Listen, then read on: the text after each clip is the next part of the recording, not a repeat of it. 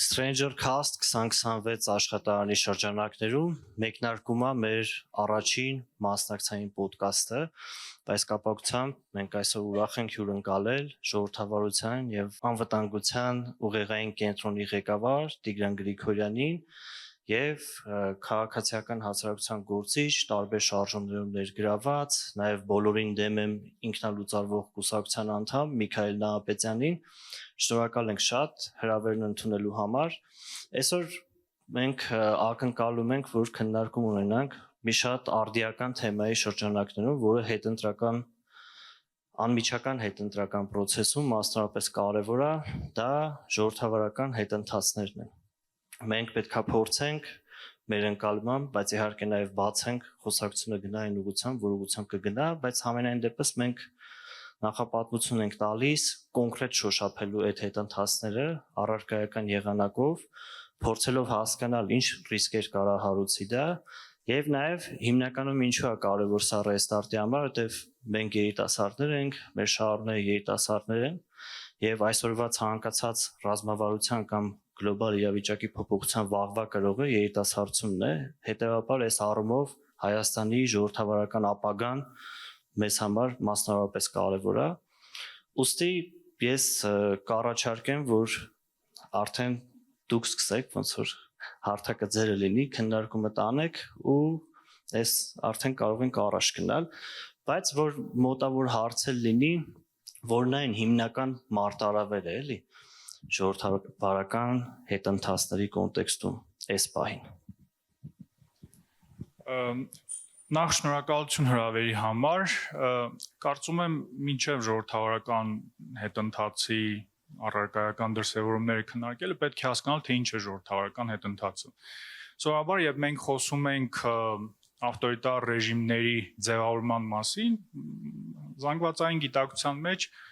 հեղաշրջումների մասին են մտածում, շատ կտրուկ փոփոխությունների մասին են մտածում, երբ հաստատված ժողովրդավարությունները ձևափոխում են ինչ-որ ավելի ոչ ժողովրդավարական ռեժիմների։ Ժողովրդավարական հետընթացը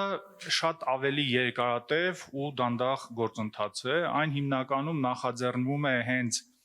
իշխող էլիտաների կողմից, երբ աստիճանաբար ժողովրդավարական ինստիտուտները կամ վերափոխվում են, կամ քայքայվում են ինչ որ նեղ շրջանակի շահերը սպասարկելու համար, քաղաքական շահերը սպասարկելու համար։ Տարբեր համատեքստերում այդ գործընթացը տարբեր ընթացք է ունենում, բայց սովորաբար խոսքը գնում է անկախ մարմինների նկատմամբ վերահսկողություն հաստատելու մասին,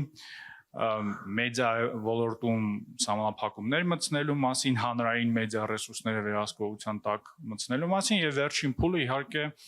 ընտրական ինստիտուտի քայքայումն է, ազատ եւ արդար ընտրությունների քայքայումն է։ Հիմա իմ կարծիքով մենք վերջին տարիներին Հայաստանում այս գործընթացներից շատերը տեսնում ենք։ Կարծում եմ 2021 թվականից սկսած առնվազն կա հստակ միտում, որ անկախ մարմինների նկատմամբ հետևողականորեն վերահսկողություն է հաստատում։ Եվ այստեղ անկախ մարմինների եւ ճյուղերի մասին խոսելիս իհարկե չափազանց կարևոր է խոսել օրինակ դատական իշխանության մասին։ Մենք տեսնում ենք, թե ինչ է տեղի ունեցել օրինակ բարձրագույն դատական խորհրդի նախագահի հետ եւ վարչապետի մեկ SMS մեսեջով նա մեծ հաշվով ազատվել է աշխատանքից եւ հիմա գիտենք, որ նոր աշխատանք է ստացել։ Սահմանադրական դատարանում տեղի ունեցող գործընթացները ամենավերջին զարգացումը այդ առումով Վլադիմիր Վարդանյանի նշանակումներ կամ ընտրություններ որպես սահմանադրական դատարանի դատավոր, սա ամբողջությամբ հակասում է դատական բարձրագույն մարմինների անկախության գաղափարին, այսինքն երբ իշխող ուժի падգամավորը, իշխող կուսակցության անդամը, որ ուներ այդ կարգավիճակը նշանակումից 7 օր առաջ նշանակում է սահմանադրական դատարանի որպես դատավոր, այստեղ խոսել դատական անկախության մասին իհարկե անիմաստ է։ Բայց խոսքը ոչ միայն դատական իշխանության մասին է։ Վերջին տարիների ընթացքում մենք տեսել ենք, որ գրեթե բոլոր անկախ մարմինները գործադիրի իշխող ուժի վերահսկողության տակ են անցել, կարող ենք խոսել նախագահի ինստիտուտի մասին, կարող ենք խոսել, եթե մեդիա ռեսուրսների մասին ենք արդեն խոսում Հայաստանի հանրային հեռուստատեսությունը, վերջերս բավականին հետաքրքիր հոդված է հրապարակվել Media.am-ի կողմից, որը ցույց է տալիս, որ նախընտրական պաշտոնական փուլի մեկնարկից առաջ հանրային հեռուստատեսության լրատվական ծառայության աշխատանքում գերակայում էր իշխող ուժի լուսաբանումը ու դրական լուսաբանումը, երբ այլ քաղաքական ուժեր ընդհանրապես կամ չէին լուսաբանում կամ բացասական լույսի տակ են լուսաբանում։ Այսինքն սա մի ասպեկտն է, անկախ մարմինների նկատմամբ կամ առնվազն տեսականորեն անկախ մարմինների նկատմամբ վերահսկողության հաստատումը։ Այստեղ ուղղակի ինձ թվում է մեծ դիտողները մի հատ հարց կտան, որ կասեն դե իհարկե իշխանություն կրողը հիմնական պատասխանատուն է ժողովրդարության պահպանման, նաև արժեքային առումով, կառավարչական առումով, բայց նաև կասեն, որ Հայաստանը լինելով թույլ պետություն, թույլ ինստիտուտներով նաև ենթարկվում է արտաքին ներգործությունների։ Եվ արդյոք օրինակ այդ արտաքին ներգործությունները այս կամ այն կերպ չեն ազդում նույն ժողովրդավարության Հայաստանում թուլացման վրա, եւ արդյոք չկան դերակատարներ, ում ժողովրդավարական Հայաստանը օրինակ ձեռք չի տալիս, բացի ձեռք չտալը, նաև օրինակ քաղաքականությանը միջամտել է, նաև օրինակ ինստիտուցիոնալ ներկայությունը տարբեր թե ուժային մարմինների, թե նույն դատական իշխանության մեջ, նաև այլ կառույցների, որի անունը չեմ ուզում տամ, ուղղակի ես անձնապես այդ թեմայի մեջ չեմ ուզում մտնեմ, բայց համենայն դեպս այս են հիմնական դեբատներից մեկն է, որ նաև շատ մարդկանց, ովքեր որ օրինակ ես հետևելով իրանց կենսագրության տեսնում եմ, որ մի 15 տարի է իրանք ժողովրդարությունը չհատակովում, բայց նաև այս խնդիրն եմ տեսնում, էլի, ըստ ձեզ այդ վտանգը չկա, որ դուք մենակ ֆիքսում եք այդ իշխանություն կրողի հանգամանքը, էլի։ Տեսեք, այն որ արտաքին վտանգներ, արտաքին ներազդեցություն կա, այստեղ որևէ երկրորդ կարծիք չի կարող լինել։ Հարցը այն է, ինչպես ենք մենք փորձում դիմակայել այդ ազդեցություններին։ Եթե մեր պատասխանը այն է, որ մենք կարող ենք ապօրինի հակասահմանադրական կամ հակաժողովրդավարական միջոցներով հակադրվել այդ ազդեցություններին կամ փորձել դիմակայել, իմ կարծիքով դա թյուր մոտեցում է, որովհետև եթե խոսում ենք, ենթադրում եմ, որ այս տիպի խոսակցություններում առաջին հերթին նկատի ունենվում հենց Ռուսաստանի ազդեցությունը Հայաստանում, եթե խոսում ենք օրինակ Ռուսաստանի մոտեցումներին, հիմնական մոտեցումը հենց ժողովրդավարական ինստիտուտների, ժողովրդավարական նորմերի նկատմամբ կասկածներ առաջացնելն է հասարակության մեջ, ցույց տալ, որ չկա որևէ տարբերություն ժողովրդավարական եւ ոչ ժողովրդավարական ռեժիմների միջեւ, որ տեսեք, մենք ինչ որ հակասահմանադրական որոշումներ կայացնում ենք, սահմանափակում ենք ժողովրդավարությունը, բայց այսպես կոչված իրենց բառապաշարը օգտագործելով ժողովրդավարությունները եւս նույնն են անում։ Այսինքն գնալով այդ ոչ իրավական ճանապարհով, մենք ոչ թե մենք, այլ այդ որոշումներ կայացնողները մեծ հաշվով առաջ են տանում այդ օրակարգը։ Տեսեք, այս խնդիրը մշտապես գոյություն է ունեցել։ Արևմտյան Եվրոպայում օրինակ երկրորդ համաշխարհային պատերազմից հետո բազմաթիվ կուսակցություններ կային, որոնք ուղղակի կապ ունեին օրինակ Խորհրդային Միության հետ, կոմունիստական կուսակցությունները Ֆրանսիայում, Իտալիայում, այլ երկրներում, եւ նույնիսկ սառը պատերազմի գագաթնակետին որևէ մեկի մտքով չի անցել, որ կարելի է օգտագործել հակաիրավական միջոցներ կամ շատ պատժիչ ռեպրեսիվ միջոցներ այդ ազդեցությունները սահմանափակելու համար։ Եվ դա արվել է ոչ թե այն պատճառով, որ չեն հասկացել, որ կարելի է այդպիսի միջոցներ կիրառել, որովհետև կար գիտակցում, որ դրանով իսկ դու խարխլելու ես այն համակարգը, որը ցանկանում ես պաշտպանել։ Ուստի իհարկե պետք է դիմակայել այդ ազդեցություններին կամ ազդեցության փորձերին, բայց միևնույն ժամանակ պետք է իհարկե որոշակի նորմեր եւ ստանդարտներ պահպանել։ Լիացուցիչ հարց կա, թե նույնի հետ կապված խոսեմ։ Ես ավելի շատ կուզենայի անդրադառնանք իրավապահ համակարգի վարքագծին, որտեղ գլոբալ առումով ես որ նայում եմ, հիմնական մեղադրանքների առույցի բաժինը, որ կա ժողովրդավարական հետընթաց, գնում է իրավապահ համակարգի հասցեին, որ այսինքն լինում են օրինակ կամայական նախաքննություններ, լինում են օրինակ նաև արդարադատության մասով, բայց հիմնական այդ գործիքը, հա, կարելի ասել իրավապահ համակարգն է, ու այս առումով քո դիտարկումները ինչ են ցույց տալիս, էլի։ Նաև խնդրեի, որ այդ ամենախնդրալից ու հիմնականում օրինակներով խոսայինք, որ ավելի հասկանալի լինեն, էլի ինչ են ասում։ Բուն տրված հարցին էլ կանրադառնամ, բայց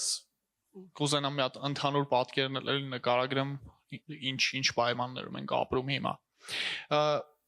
Սկզբի համար ու մասնավորապես այդ արտաքին վտանգի դեմ պայքարելու թեմայի շրջանակներում մենք պետքա մի հարցում ի վերջո որոշում կայացնենք։ Ժողովրդավարությունը ժողովրդի իշխանությունն է, թե ժողովրդավարների իշխանությունն է։ Որովհետև եթե մենք շատ տարվենք նրանով, որ ժողովրդավարությունը պաշտպանելու համար ամեն ինչ կարելի անել, կարող է պարզվի, որ ժողովրդավարությունը դա ժողովրդավարների իշխանությունն է, ոչ թե ժողովրդի իշխանությունը։ Եվ դա թակար դա, որի վերջում ոչ ժողովրդավարություն է գոյություն ունենում, ոչ էլ արտաքին վտանգից, որպես այդպեսին պաշտպանված է սլնում։ Հիմա շատ է քննարկվում այդ արտակարգ միջոցների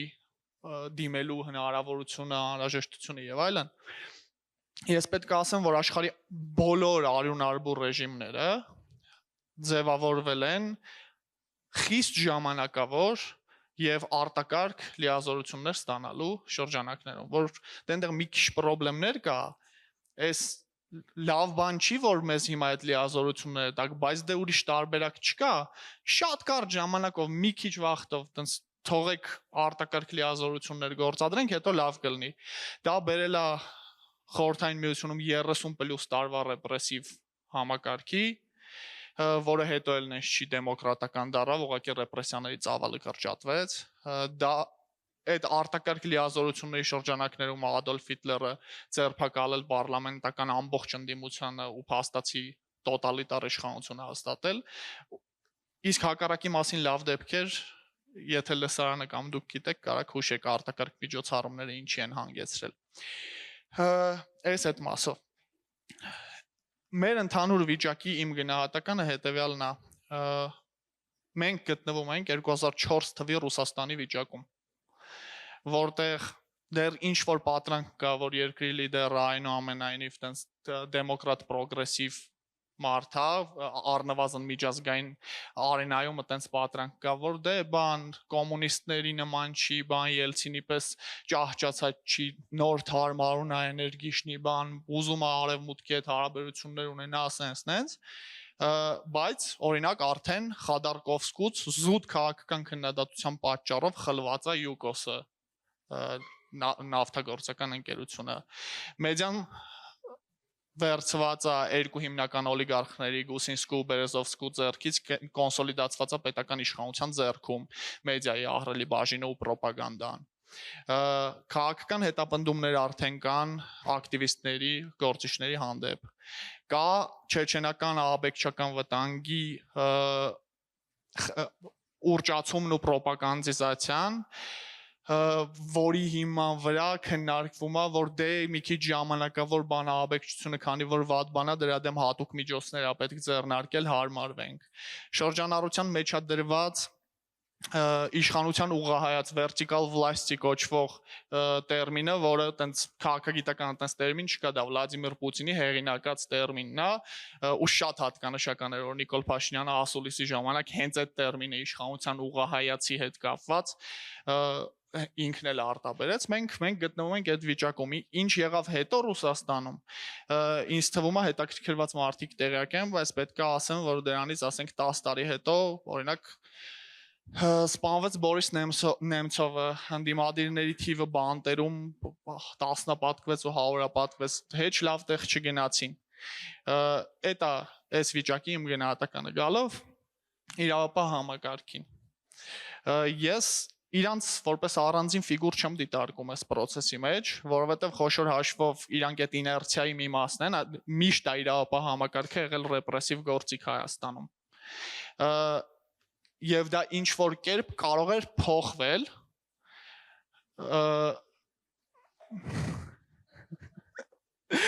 շատ լավն է բոցը։ Ես կմիանամ քեսից։ Բան նկարանման համար ասեմ, որ ժողովուրդը պոպկորն են ուտում, բայց եկեք կռիվ անենք։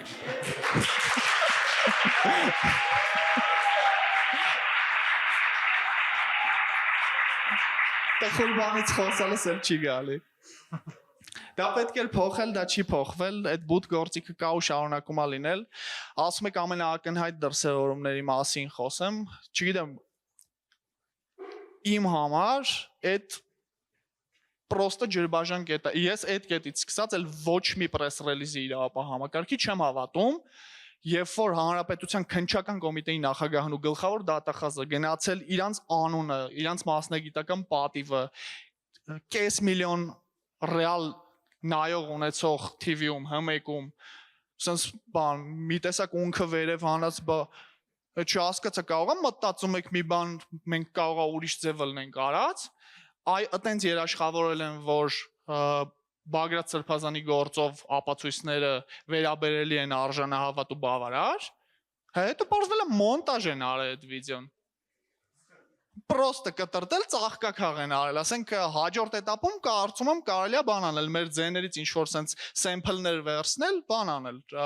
AI-ին տալ ինչ պետք է հավաքի տարբերությունը որն է մեկը ես այս տեքստերն ասել եմ չէ ասենք ասել եմ իրանց պատիվն են դրել բան տենց կանան փոխեն սարքեն որ ես իմ պատիվն եմ դնում նրա տակ որ բան այս իշխանությունը պետք է չգիտեմ փլուզել եւ այլն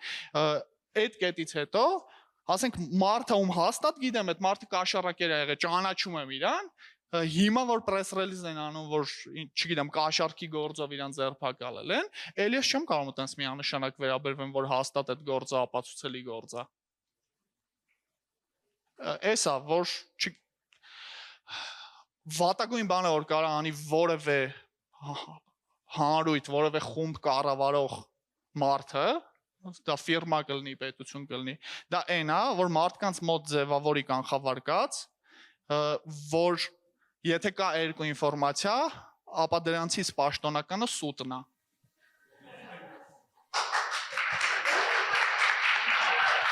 Շատ լավ, ես նաև անդադ ուզում եի ձեզ ասեմ, որ մեր լսարանը անդադ տարբեր տեսնում եք, որ տենց պատկերներով փորձում է ձեզ այդ անհամաձայնություն կամ համաձայնություն ցույց տալ, այնպես որ կարող եք լսարանը նույնիսկ առանց հարց պատասխանել շփվել, բայց շուտով լավ հարցեր կունենանք ինձ թվում է։ Ինձ թվում է մենք մի քանի դրսևորումներ ժողովրդավարական հետընթացի մասով առնվազն ֆիքսեցինք, բայց Ես առնվազն տեսնում եմ, որ հանրային խոսքում, դա կլինի Facebook-ում, հարցազրույցներում, կոնկրետ Հայաստանի ժողովրդավարական հետընթացի տեղորոշումը չունի այտենց հստակ կոնսենսուս։ Գուցե դա նորմալ է, բայց ես ուզում եմ, որ ձեզ հետ միասին մենք հստակ ինչ որ տեղորոշում տանք այդ ժողովրդավարական հետընթացին։ Օրինակ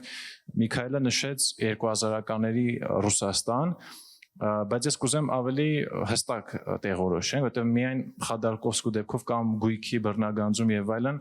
կարծում եմ մի քիչ Ռուսաստանի հետ համեմատականը կարող է թերի լինի, որտեղ առնվազն եթե նայենք միջազգային ինդեքսները, զեկույցները միայն այտենց դատա իրավական համակարգի անկախության հարցով չի նաեւ ազատ խոսքի, կուսակցությունների բազմազանության եւ այլն, գուցե գնում ենք դրան։ Ես դրա համար կուզեի մի քիչ հստակ տեղորոշենք, որտեղ մարդիկ կան օրինակ ասում են Հայաստանը 37 թիվն է, հաշվի առնելով քաղբանտարկյալների թիվը, մենք կարող ենք օրինակ նշել, որ Հայաստանում քաղբանտարկյալներ կա, բայց իմ կարծիքով 37 թիվ բռնապետություն այդ խոսույթները ոնց որ ավելի են արժեզրկում, օրինակ նույն այս ոդքասթի շրջանակներում ընթացող խոսակցությունը, որովհետև կարծես թե մենք շոշափելի դրսևորումներ ընդգծում ենք, բայց երբ որ այդ շոշափելի ընդգծումներից հետո մենք ասում ենք դե 37 թիվն է, մարդիկ հասկանում են էլի, որ 37 թիվը չի, հատկապես իհարկե նոր սերունդը գուցե շատ բաներ չհիշի եւ այլն եւ համեմատականները նոր տրենդները 37 թիվը հատկապես 37 թիվը հիմա առաջինը այդ մասով կուզեի արձագանքել ու քանի որ էլի հետաքրքիր մտքեր հնչել կուզենայի մի երկու բան էլ ավելացնեի նույն օրինակ արտաքին միջամտությունների մասով հիմա մենք ասում ենք Հայաստանը անցումային թույլ ժողովրդավարությունն է չի կարողանում պաշտպանվել եւ տենց հիմնավորում ենք ոնց որ իշխանության կողմից էլի հիմնավորվում է թե ինչու են այդ գործողություններին դիմում թեկուզ երբեմն իրենք էլ են ասում դե ապօրինյա որովհետեւ արտաքին միջամտությունների դեմ ենք պայքարում բայց օրինակ ես իմ կարծիքն է սա որ եթե նայում ենք տրենդներին sense միտումներին համաշխարհային նույն ԱՄՆ-ում էլ օրինակ ես Թրամփի վերջին հայտարարությունը որ նայում եմ իրենք էլ կոպիտ ասած ամեն ինչ հիմնավորում են օրինակ չինական միջամտության օրինակ Ֆրանսիան ենք նայում այնտեղ էլ օրինակ Լպենի օրինակը կարող ենք վերցնել այնտեղ հիմնավորվում է դե ռուսական միջամտություն կա դրա համար պետք է արգելի արդյոք Հայաստանը տենց եզակի օրինակ է թե ինչպես ես ասեցի մենք գործ ունենք այս միջազգային միտումների հետ իհարկե ես չեմ ուզում սրանով մենք հիմնավորենք դե որ նորմալ է էլի եթե ուրիշ տեղեր էսպես է ուրեմն Հայաստանում էլ է նորմալ մեկ էլ մեդիա ռեսուրսների մասով է ուզում մի հատ լավ հասկանամ, որովհետև երեք այստեղ ոդքասթ ենք ունեցել մեր մասնակիցների կողմից, խոսում էր պետական ֆինանսավորման հեռուստաընկերության անհրաժեշտության հարցը, հատկապես Հայաստանի օրինակը վերցնելով, բայց այստեղ մի հատ կարևոր նրբություն կա, որ 2018-ից հետո հատկապես Միքայելը դրա մասին ինձ թվում է ավելի լավ կխոսի, խոսում էր այդ ապօրինի գույքի, այդ ապօրինի օրինակ լրատվամիջոցների ֆինանսական թափանցիկության մասին եւ այլն, երբ որ մենք օրինակ համարում ենք, որ H1-ը փաստացի 90%-ով իշխանական քարոզչամեքենա է, հանում ենք H1-ը ու նայում ենք օրինակ իշխանական մեդիա ռեսուրսները եւ ընդդիմադիր։ Արդյոք այդ անհամաչափությունը չի ստեղծում, որովհետեւ եթե նայում ենք նախահեղափոխական իրավիճակ ու հետհեղափոխական ինչ որ անորմալ իրավիճակ է ձևավորվել Հայաստանում հետհեղափոխական ժամանակահատվածում, որ ընդդիմադիր ամբողջ կոնսոլիդացված հատվածը իմ կարծիքն է սա, ավելի շատ մեդիա ռեսուրսների ատիրապետում, այսինքն հավաքական առումով ոչ թե առանձին վերցրած, քան իշխանությունը ոնց որ ավելի շատ վարչական ռեսուրսով ձևավորած մեդիա ռեսուրսն է։ Այս մասով էլ կուզենայի քննարկենք։ Ես երևի առաջի հարցից սկսենք, տեղորոշումը մեր իրավիճակի, դրա համար գոյություն ունեն միջազգային հեղինակավոր վարկանիշներ։ Ես կառանձնացնեի 3-ը, Freedom House-ի ժողովրդավարության ինդեքսը, The Economist Intelligence Unity կրկին ռեժիմների տիպաբանությունը եւ VDEM ինստիտուտի ռեժիմների տիպաբանությունը։ Այդ ինդեքսներից երկուսով Հայաստանը հիբրիդային ռեժիմ է, այսինքն ժողովրդավարության եւ ավտորիտար ռեժիմի հատկանիշներ ունեցող համակարգ եւ դա չի փոփոխվել նույնիսկ հեղափոխությունից հետո, այսինքն քանի որ դրանք բավականին բարդ ինդեքսներ են, որոնք ներառում են ոչ միայն էլեկտորալ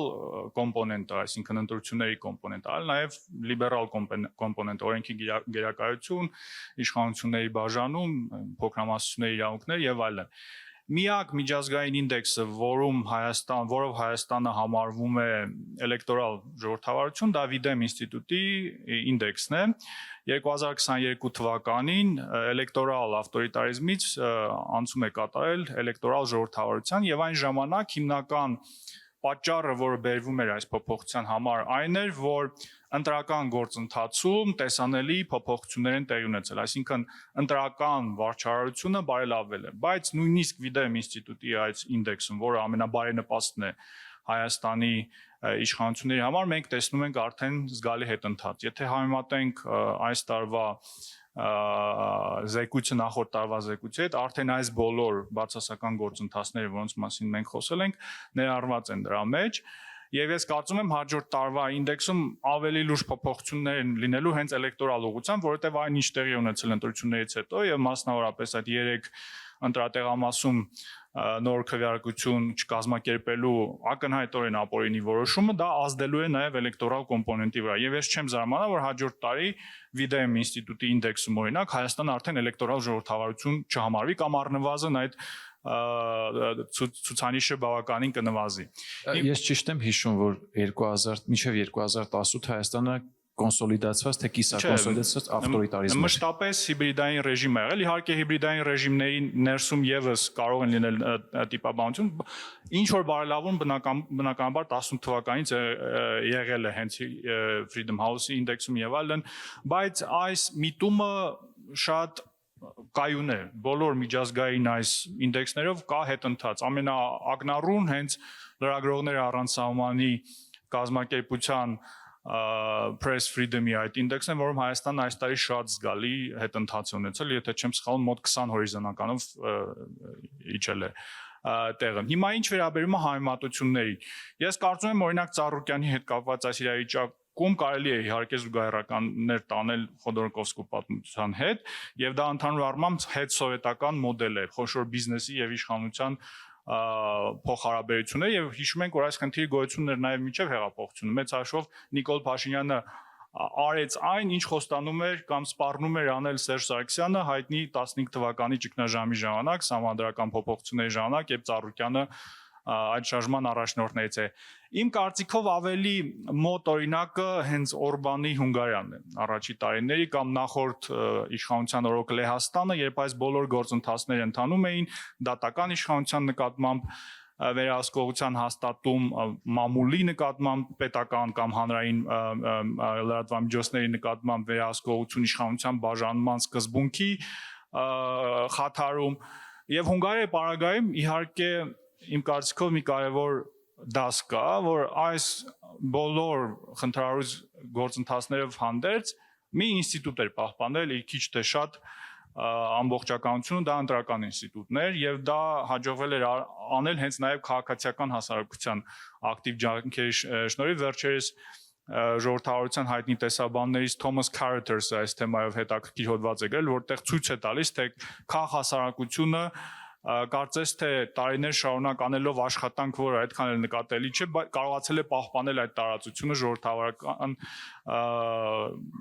զարգացման կամ ժողովրդավարական պրոգրեսի համար։ Հիմա ինչ վերաբերում է արտաքին վտանգի վերաբերյալ հարցին, սա այս խնդիրը մշտապես գոյություն է ունեցել։ Իհարկե արտաքին միջամտություն կամ դրա փորձեր բոլոր երկրներում էլ լինում են, մենք կարող ենք հիշել նույն Ռուսաստանի միջամտության փորձերը Միացյալ Նահանգների կամ Արևմտյան Եվրոպայի ներքին գործընթացներին, բայց այս խնդիրը շատ հաճախ օգտագործում է որպես պատրվակ հակաժողովրդավարական միջոցներ կիրառելու համար։ Եվ իրականում այստեղ համաձայն եմ Միքայելի հետ, որ բոլոր այս տիպի ռեժիմները, որոնք գնում են հակաժողովրդավարական միջոցներ կիրառելու համար, միշտ ավելի մեծ ինչ որ նպատակով են դա արդարացնում։ Օրբանը խոսում է, չգիտեմ, միգրանտների հոսքի մասին, գլոբալիզացիայի վտանգների մասին, մեր հարևան Վրաստանում վրացական երազանք խոսում է պատերազմի գլոբալ կուսակցության մասին, որ եթե մենք չլինենք պատերազմ կլինի, եւս ցանոթ խոսույթ է, չէ՞, վերջին ընտրությունների հետ կապված։ Այսինքն խնդիրը բնականաբար գոյություն ունի, բայց այդ խնդիրը դարձնել քաղաքական օրակարգի գլխավոր հարց եւ դրանով իսկ մեծաշով հարձակման ենթարկել ժողովրդավարական ինստիտուտները, իհարկե սա նորմալ չէ։ Մեդիայի վերաբերյալ հարցը այստեղ իմ կարծիքով գլխավոր տարբերությունը այն է, որ առաջինը հանրային հեռուստատեսության լսարանը շատ ավելի մեծ է, կրկնակի անգամ, միգուցե նաև շատ ավելի մեծ անգամ մեծ է, քան ընդդիմադիր բոլոր լրատվամիջոցների եւ հեռուստաալիքների լսարանը։ Երկրորդ տարբերությունը այն է, որ հանրային հեռուստատեսությունը պահվում է հանրային միջոցներով, այսինքն եթե ընդդիմությունը իր սեփական ֆինանսական միջոցներն է օգտագործում այդ լրատվամիջոցները պահպանելու համար, այստեղ մեր միջոցներով իրականացվում է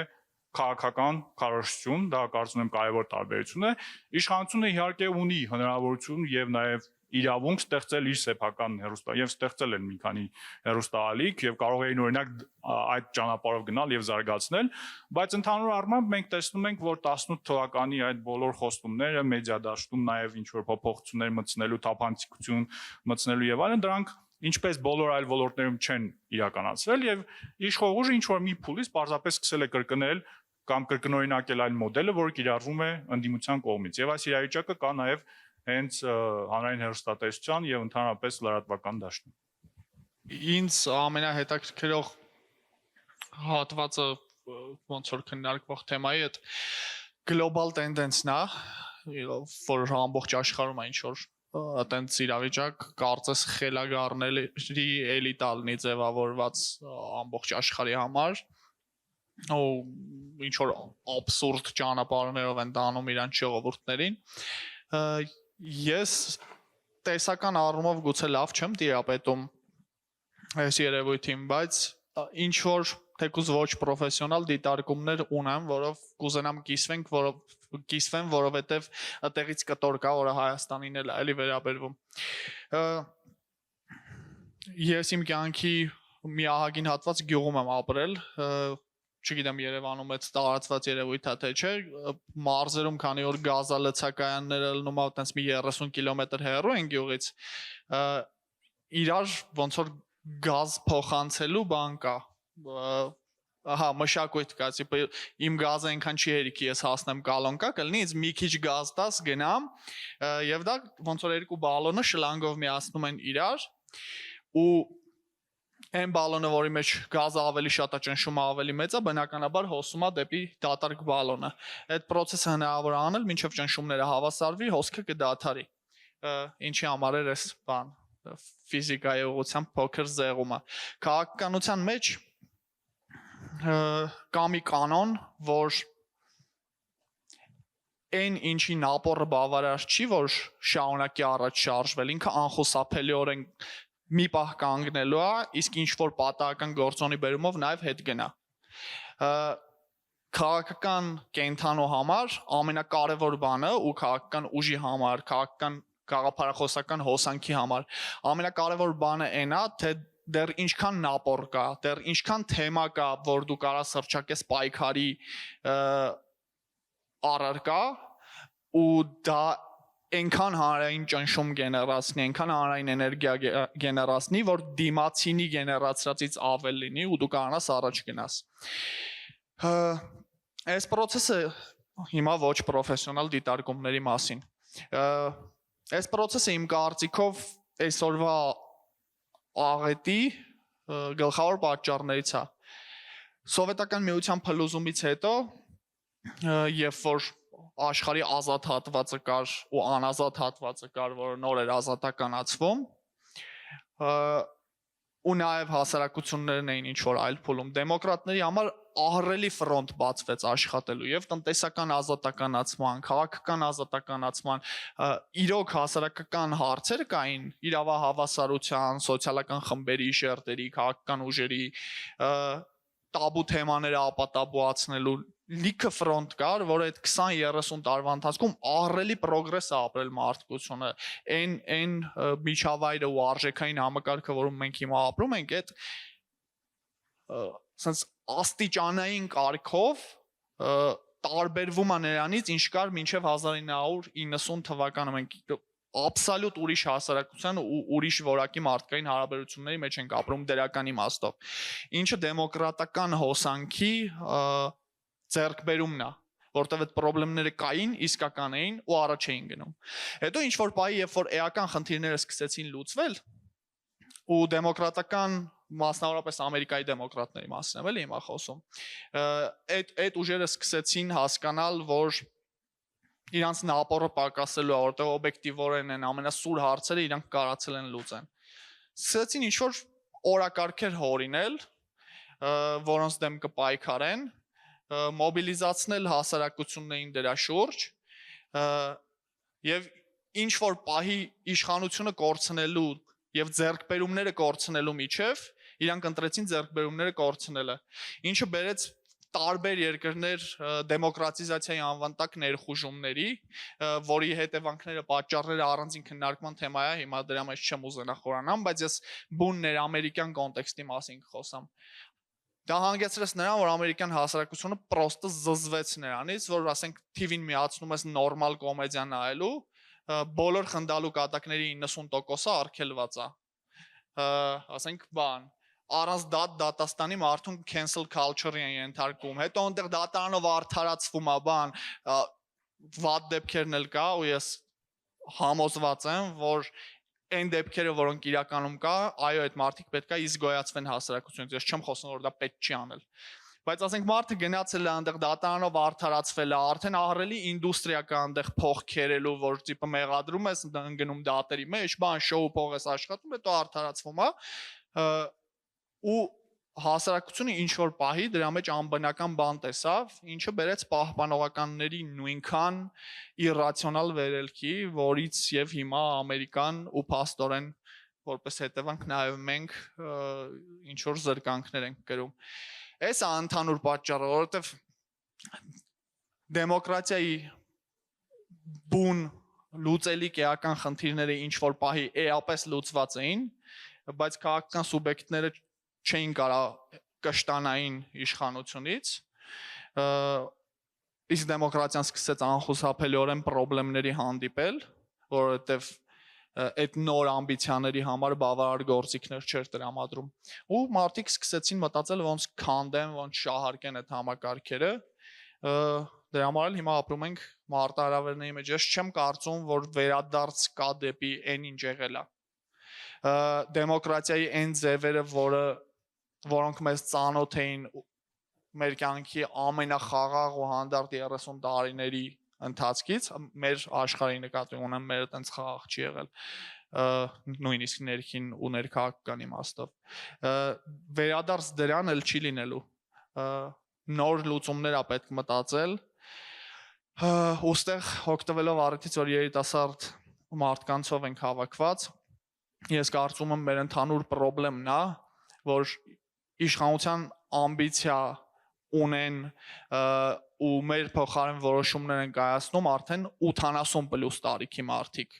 Այդ մարդիկ ծնվել են այն ժամանակ, երբ որ ասենք, չգիտեմ, Ստալինը նոր է մահացած եղել։ այդ էական աշխարհանկալումների խնդրեմա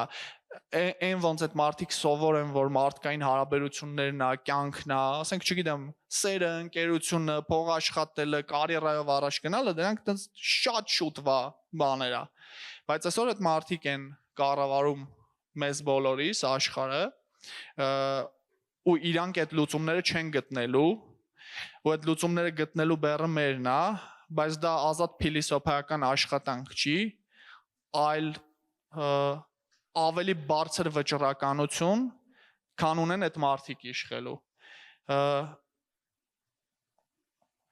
Ես երկու սերնդի արանքում եմ, կներեք հեսա կավարտեմ կես րոպեից։ Gen Z ու միլենիալների արանքում եմ։ Կարծիք կա, որ Gen Z-ին փխրուն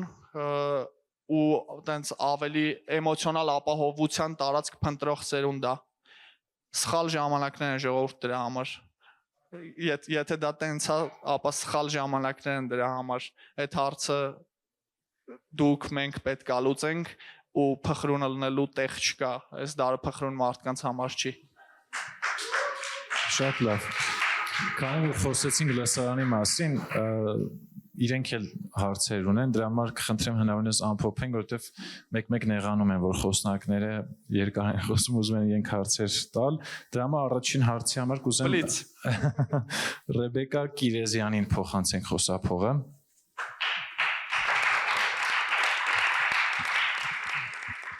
Ողջունում եմ բոլորին, ես Ռեբեկա Կիրեզյանն եմ, Սյունիքի մարզի Կապան քաղաքից։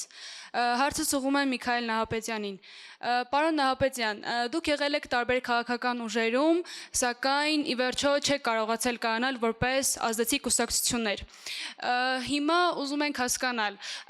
պատճառը եղել է այդ կուսակցությունների խնդիրները, թե Հայաստանի քաղաքական համակարգը եւ արդյոք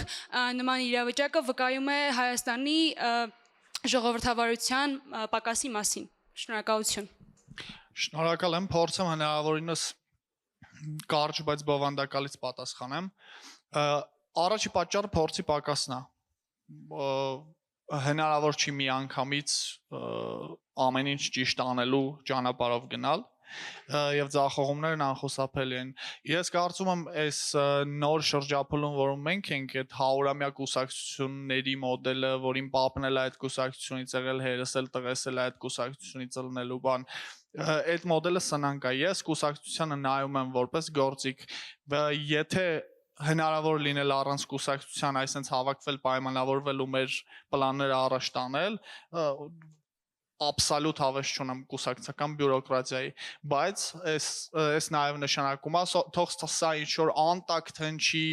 քաղաքական մշակույթի տենց սրբազան արժեքների դեմ հնչի, պետք է լինի 65 հատ կուսակցություն եմ սարքելու, փոխելու, անդամակցելու, ուրիշներին ինձ առաջնորդ եմ համարելու, պետք է լինի ես եմ ուրիշներին առաջնորդելու, մինչև ստանամ այն հասարակության մոդելը, որում ես ուզում եմ ապրեմ ու որում ուզում եմ ապրեն իմ երեխեքը։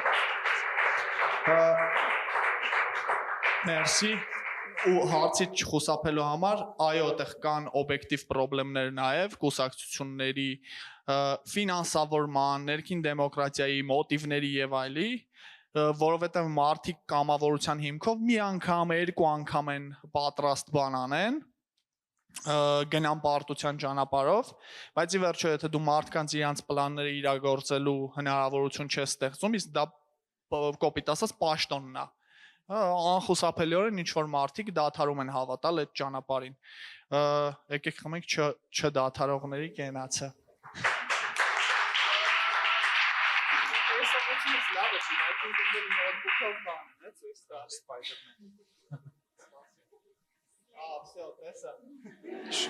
Շատ լավ։ Մեր լսարանը շատ լավ է նախապատրաստվել այս հանդիպմանը։ Հաջորդ հարցի համար կխնդրեմ Արսեն Գասպարյանին փոխանցենք խոսափողը։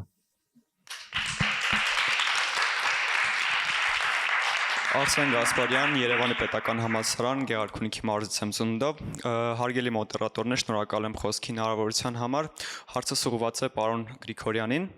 Խոսվեց ժողովրդավարական հետընթացի մասին եւ նաեւ պարոն Գրիգորյան դուք էլ արձանագրեցիք, որ այդ գործընթացը սովորաբար ճակերտավոր ասված նախաձեռնվում է իշխանական էլիտաների կողմից, բայց չեք համարում, որ ընդդիմությունը եւ քաղաքացիական հասարակության ներկայացուցիչները եւս այս գործընթացում ունեն իրենց մեղքի բաժինը, քանի որ չկարողանալով ձևավորել այդ բովանդակային այլընտրանքը, իրենք իշխանություններին տալիս են անպատժելիության քարտ բլանշ եւ նաեւ ժողովրդավարական ճգնաժամի ընդդիմությունը համարվում է հանրապետությունում ժողովրդավարական ճգնաժամի ախտանիշ, չեք համարում, որ սա այսպես է իրականում։ Շնորհակալություն։ Շնորհակալություն, բնականաբար սա կարևորագույն խնդիր է, որովհետև եթե խոսում ենք ժողովրդավարական հետընթացի մասին եւ ինչպես կարելի է դիմակայել ժողովրդավարական հետընթացին,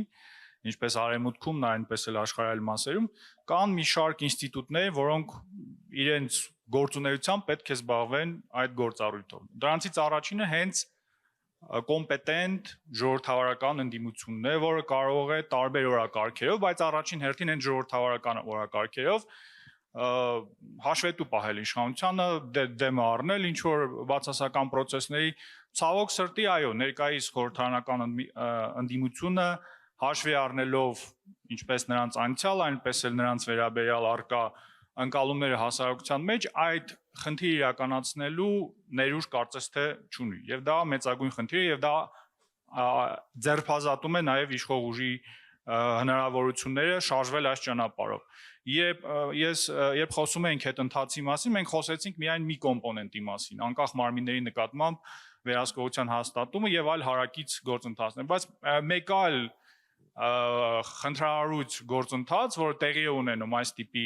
իրավիճակներում բոլոր համատեքստերում, դա քաղաքական բևեռացումն է։ Երբ քաղաքականությունը դիտարկվում է սև ու սպիտակի տրամաբանությամբ, երբ դու դիտարկում ես քո քաղաքական հակառակորդներին ոչ թե որպես քաղաքական հակառակորդ, որը կարող է պարտվել ընտրություններում եւ շարունակել քաղաքական պայքարը, այլ դիտարկում ես որպես վտանգ, որպես թշնամի, սպառնալիք։ Եվ եթե դու քո քաղաքական հակառակորդին դիտարկում ես որպես թշնամի, սպառնալիք, ազգային անվտանգությանը, ինքնիշխանությանը, ապա դու մեծ հաշվով տարածություն ես ստեղծում հենց հակաժողովրդավարական եւ հակասահմանադրական գործողությունների համար եւ ցավոք սրտի մեր քաղաքական համակարգում երկու բևեռներն էլ առաջ են շարժվում այս տրամաբանությամբ։ Այսինքն գիտենք, որ ընդդիմությունը ներկայացնում է իշխանություններին որպես չարիքի մարմնավորում, որպես օտարերկրյա ինչ որ գործակալական ցանց, բայց նույնը անում է նաեւ իշխանությունը։ Այն, որ իշխանության բոլոր քննադատները, ու այստեղ կապ չունի քաղաքական քննադատները, թե ընդհանրապես քննադատները, հենց ենթարկում են այդ տիպի պիտակավորման, արտաքին կրկին ուժերի որպես գործակալ ներկայացնելով, տվյալ պարագայում Ռուսաստանի շատ հաճախ, սա կրկին շատ նեղացնում է այդ տարածությունը բովանդակային գործընթացների համար։ Ու այս բևեռացումը բնականաբար նպաստում է նաև ժողովրդավարական հետընթացին։ Սա ինչ վերաբերում է քաղաքական ընդդիմությանը։ Քաղաքահասարակությունը կարծում եմ այս փուլում ամենաառանցքային դերակատարությունը պետք է ունենա, որովհետև եթե խոսում ենք հետընթացին դիմակայելու գործիքակազմի կամ դերակատարների մասին, քաղաքագիտական գրականության մեջ բացի քաղաքական ընդդիմությունից խոսում է օրինակ անկախ մարմինների մասին, անկախ դատական համակարգի մասին։ Տեսեք, օրինակ Թրամփի իշխանության տարիներին, ինչպես առաջի ժամկետի ընթացքում, այնպես էլ հիմա դատարանները այդ հետընթացը կամ հակասահմանադրական գործընթացների դեմը առնող հիմնական ինստիտուտներն էին։ Երբ օրինակ հասարակ դատարանը մեր համատեքստում դա կլիներ առաջին ատյանի դատարանը կարողանում է սառեցնել նախագահի որոշումը, դա արդեն իսկ լուրջ ինստիտուցիոնալ պատնեշ է այդ գործընթացները կանխելու համար։ Հիմա Հայաստանում մենք քննարկեցինք, որ չկա այդ պատնեշը, չկա անկախ դատական համակարգ, չկան այլ անկախ ինստիտուտներ, որոնք կարող են իրականացնել այս գործառույթները։ Վերջին տարիներին 16 թվականից սկսած, հենց Թրամփի առաջին ընտրությունից սկսած, Brexit-ից սկսած, շատ տարածվել է քաղաքագիտական գրականությունը հենց ժողովրդավարական հետընթացների մասին, հիբրիդային ռեժիմների մասին, ինչ կարելի է անել դրանք կանխելու համար եւ բացի այս լուծումներից սովորաբար եթե օրինակ ընթերցեք Դանիել Զիբլատի կամ Ստիվեն Լևիցկու գիրքը ինչպես են մահանում ժողովրդավարությունները, կտեսնեք, որ հենց ակտիվ քաղաքացիների, իրազեկված ակտիվ քաղաքացիների հասարակության դերն է կարևորում։ Եվ հաշվի առնելով այս բոլոր գործոնները եւ կամ դրանց բացակայությունը, այս փուլում իհարկե քաղաքացիական հասարակության ոչ միայն NGO սեկտորի իմաստով, ավելի լայն քաղաքացիական հասարակության, ավելի լայն հասարակական խմբերի դերն է մեծանում այս բացասական գործընթացները կանխելու հարցում։ Իրականում որ ժողովրդավարության խնդրի մեջ շատ խորանում ենք ու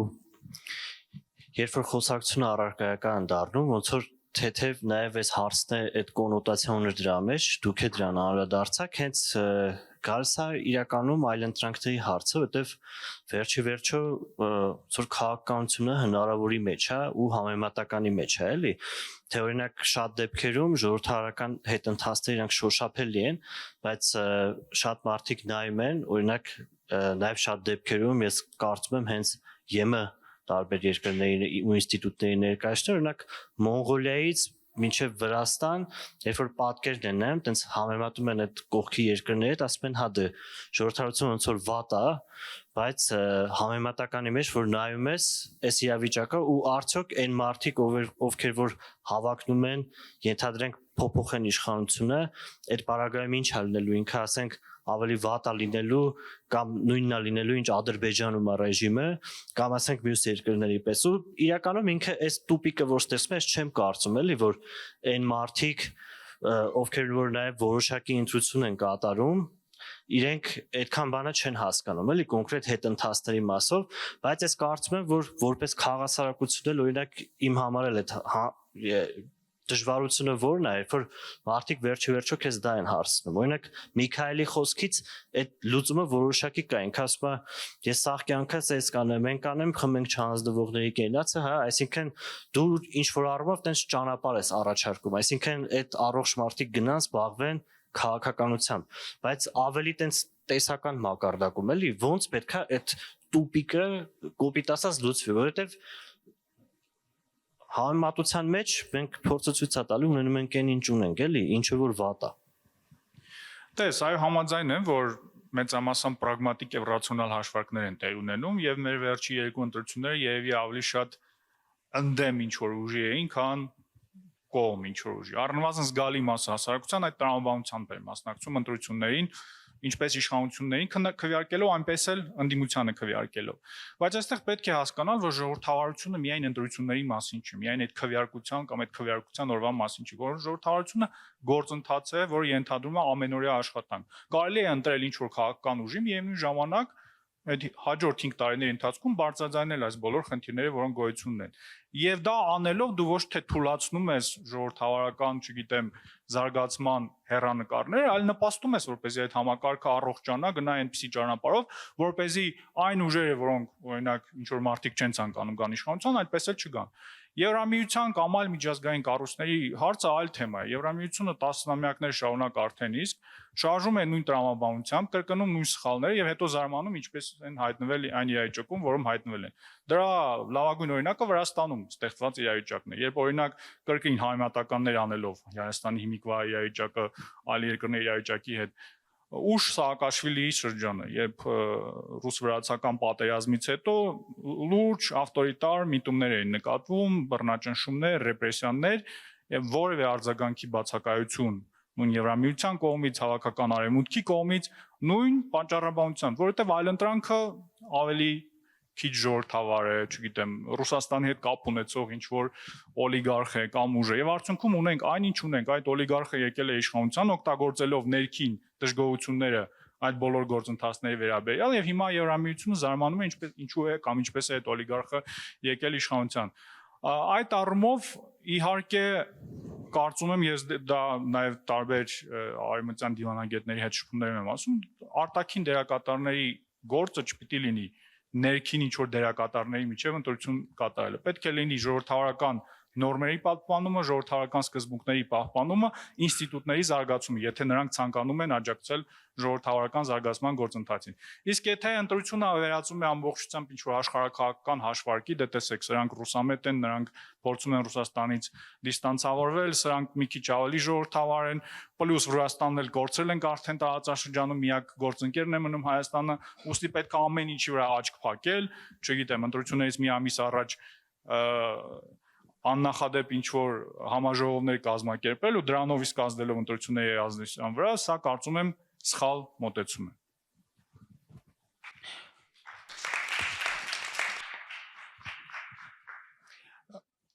Ես քո ասացի մի դրվագի հետ կապված եմ ուզում կարծիք ասեմ, որ ոնց որ ինչ անի մարդը, որ ինքը չի պլանավորում sense անընդհատ զբաղվի ու փորձի դրանով, ու իր առաջ հարց կա, օքեյ, կան այս մարդիկ, ովքեր հիմա են կառավարում, ու ինձ տեսանելի բոլոր ալտերնատիվների դեպքում մտածում եմ կարող է ավելի վատ լինի։ Ես այդ հարցին փիլիսոփայորեն եմ նայում, միշտ ավելի վատ է լինելու։ Հարցը այնա ավելի վատ քան դու կուզեիր, թե ավելի վատ քան կա։ Եվ այս երկուսի արանքում դու մի հատ անելիք ունես։ Ձևակերպես ու լեգիտիմացնես այն ինչ ուզում ես, որովհետև եթե դու դա չանես, լինելու ավելի վատ քան կա, որովհետև հարցերը, որոնք քեզ հուզում են, դրանք ակտուալ չեն լինելու, այլ թեմաներ են լինելու իշխանափոխության, նոր ձևավորվող էլիտայի,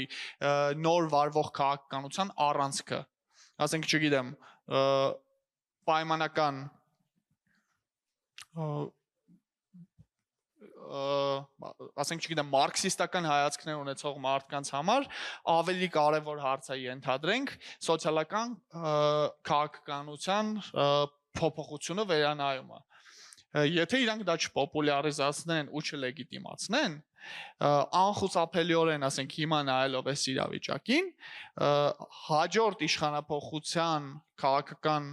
ոնց որ մատորը լինելու է դավաճաններին պատժելու օրակարգը։ Մարդը, որ չի պլանավորում ինքը զբաղվի քաղաքականությամբ եւ ինքը իրագործի իր պլանները, ամենակարևոր բանը, որ կարա անի, անընդհատ խոսա ու լեգիտիմացնի այն օրակարգերը, որոնք ուզում է հաջորդ իշխանափոխության առանցքը լինեն։ Ընդ որում մի բան էլ, որովհետեւ ի վերջո մենք ամեն սխալ որոշում մեր կյանքից ագին ժամանակ է տանում, էլի ամեն անգամ երբ որ սխալ իշխանություն ենք ընտրում, դա մեր կյանքից ագին ժամանակ է տանում, ու նորմալ է որ մարդիկ մտածում են դե այս իշխանությունը փոքրիկ ինչ որ առումով ինձ հարմար իշխանությունն է, քան մյուս հավակնորդները, եկեք շատ չխփեմ, շատ չթուլանա եւ այլն եւ այլն։ Ես պետք է ասեմ, որ պետք չի տենց մտածել։ Իշխանության կաշին գոմեշի կաշվից պինդ է, ցանկացած իշխանության բնույթն է դա։ Ամեն անգամ ընտրություններին ստանալով բավարար քանակի լեգիտիմություն, այդ իշխանությունը ստանում է դա մաշելու ահռելի ռեսուրս։ Այդ մաշեցման process-ը գնում է 2-3 տարի, հետո սկսում է կամաց թուլացնել ոչ պոպուլյար քայլերը, բարձրացնել պոպուլիզմի դոզան, նորից վերընտրվի, նորից մաշացնի։ Քաղաքական գործունեության իմաստն է դա ձեռք բերել լեգիտիմություն, որպեսզի դա սպառես ոչ պոպուլյար քայլեր անելու վրա, որովհետև պրոգրեսը տենց է ձևավորվում։ Իշխանությունը շատ մեծ քանակի այդ պրուժինը հետո առաջ գնալու շատ առանցքական է։ Ինքը երբ որ տենա որ ձեր աջակցությունը կորցնելը պայմանական են մարդիկ ովքեր ինչ որ չափով աջակցում են կամ լռում են որ շատ չվնասեն, երբ որ այդ իշխանությունը տենա որ կորցնում է այդ աջակցությունը ու դա կենսական կարևորություն է, ինքը այն մյուսներից շուտ է անելու ձեր ուզած փոփոխությունները, որ այդ աջակցությունը ինչ որ առումով կամ գոնե հանդուրժողականությունը ինչ որ առումով հետ բերի։ Դրա համար այն քաղաքացին, որ չի զբաղվում հասարակական քաղաքական գործունեությամբ, ուզում է փոփոխություններ, բայց վախում է որ ավելի վատ կլինի, քան կա, ես կարծում եմ դա ճանապարհը քննադատել եւ լեգիտիմացնել այն, ինչ դու ուզում ես։ Ես ուզում եմ նաև սկսենք մի փոքր նաև ժողովրդավարական ինստիտուտներին տարբեր հասցեագրում անել ու մեր խոսքում իհարկե դեր քաղաքացիական հասարակությանը անդրադարձ կատարեցինք։ Ես մի քանի շերտ եմ այստեղ առանձնացրել ու կարծում եմ այսօր եթե ամենաշատը դա է քննարկում ժողովրդավարական հետընթացում քաղաքացիական հասարակության դիրքավորվածությունը Տիգրանն էլ իր խոսքում հենց այդ նշեց, որ քաղաքացիական հասարակության դերը այս ամեն ինչը կանխելու մեջ կարևոր է, բայց քանի որ մի փոքր այլ իրականություն է, որ կարծում եմ օրինակ եթե նայենք այս անկախությունից ի վեր քաղաքացիական հասարակության դիրքավորումը եթե 2018-ից հետո ավելի մարտահրավերային ժամանակահատված չի եղել, երբ որ չկա այդ ընդհանուր ճակերտավոր թշնամին, այդ հստակ ընդգծված հակադեմոկրատական ուժը, որը նաև իր անունից տարածում է նարատիվներ վնասար ժողովրդավարության վերաբերյալ, ընդհանրապես հոգ էլ չի տանում, հա, որ ինքը չհամարվի կոպիտ ասած հակադեմոկրատական, ի տարբերություն այս իշխանության, որը համենայնդեպս հոգ տանում է, որ այդպեսին ընկալվի։ Հիմա այս մասով մյուս հարցը ինձ համար որ հետաքրքիր է, այդ քաղաքացիական հասարակության բազմազանության կամ կոնսոլիդացված լինելու հարցը։ Ես տեսնում եմ, օրինակ նույն քաղաքացիական հասարակության մեր գործընկերները այդ անընդհատ այդ շարունակական բանավեճի մեջ են ու իդեպ քաղաքացիական հասարակություն ասում ես նկատի չունեմ միայն ինչ որ հասարակական կազմակերպություններ, որոնք օրինակ աշխատում են միայն ժողովրդավարական արժեքների տարածման շուրջ, կարող լինեն նաև նախաձեռնություններ եւ այլն եւ այլն։ Հիմա այստեղ հարց է ծագում քաղաքացիական հասարակությունը պետք է ինչ-որ միավորված տեսք ունենա բոլոր հարցերի շուրջ, թե նորմալ է այս բազմազան իրավիճակը, օրինակ ես այսօր տեսնում իրական բազմազան իրավիճակը ձևավորված է, երբ որ շատ առանցքային հարցերի շուրջ, օրինակ արտաքին քաղաքականության դիվերսիֆիկացիա, իշխանության քննադատություն ոճը եւ մոտեցումը շատ տարբեր է քաղաքացիական հասարակության տարբեր կազմակերպությունների խմբերի միջև։ Իմ կարծիքն է նաեւ, որ որոշ առանցքային հարցերի շուրջ օրինակ դա կարող լինել Հայաստանի մեկ կենտրոնից կախվածության նվազեցումը, կոնկրետ ժողովրդավարական արժեքների հետընթացը պետք է ինչ-որ կոնսոլիդացված մոտեցում լինի, բայց քաղաքական դիրքավորում բռնել եւ այլն, կարծում եմ ոնց որ դա ճաշակի հարց է, կարող են տարբեր լինել։ Մյուսը, որ շատ քաղաքացիական հասարակության դեմքեր ու նաեւ դեմոկրատական քաղաքական ուժեր, որոնք առնվազն իրենց այսպես քաղաքական գործունեությամբ, իրենց փորձառությամբ ցույց են տվել, որ հավատարիմ են այդ արժեքներին, համագործակցում են ոչ դեմոկրատական ուժերի դեմքերի հետ ու շատ սինխրոն է այդ ամեն ինչը։ Օրինակ ես երբեմն, երբ որ շատ ժամանակ եմ ունում հետևելու Facebook-յան անցուդարձը, այդ շատ ընդգծված է, երբ որ նախկին իրավապաշտպաններ, ովքեր պայքարել են ժողովրդավարության համար, շատ սինխրոն նարատիվներ են շրջանառում, օրինակ արտաքին քաղաքականության մասով, որը նախ մի քիչ զարմանալի է ինչի են սկսել արտաքին քաղաքականությունից խոսել, այդ մեկ եւ երկրորդը շատ հաճախ պայքարում են ոչ դեմոկրատական ուժերի հետ, այս վատ դեմոկրատիայի դեմ։ Այս նույնպես ինձ համար համ զարմանալի է, համ խնդրահարույց է, բայց ոնց որ իրավունքի տեսանկյունից այս օքեյ կարող են այդպես դիրքավորվել։ Ընդհանուր առմամբ այս կուզեի քննարկենք, կուզեի ընդհանուր առմամբ դուք ավելի եթե կարող եք վերհանել քաղաքացիական հասարակության անելիքները կոնկրետ այս իրավիճակում ինչպիսին պետք է լինի, ու այս նուրբ շերտերին ասենք։ Կարծում եմ քաղաքացիական հասարակության դաշտում ստեղծված իրավիճակի վերանայման խնդիր գոյություն ունի, որովհետև համաձայն եմ 2018 թվականից հետո աշխատանքի տրամաբանությունը փոխվել է։ Բնականաբար իմ կարծիքով մինչ այժմ էլ ավելի շատ հնարավորություններ կան ներգրավել թեկուզ ինչ որ բարեփոխումների գործընթացի մեջ համագործակցել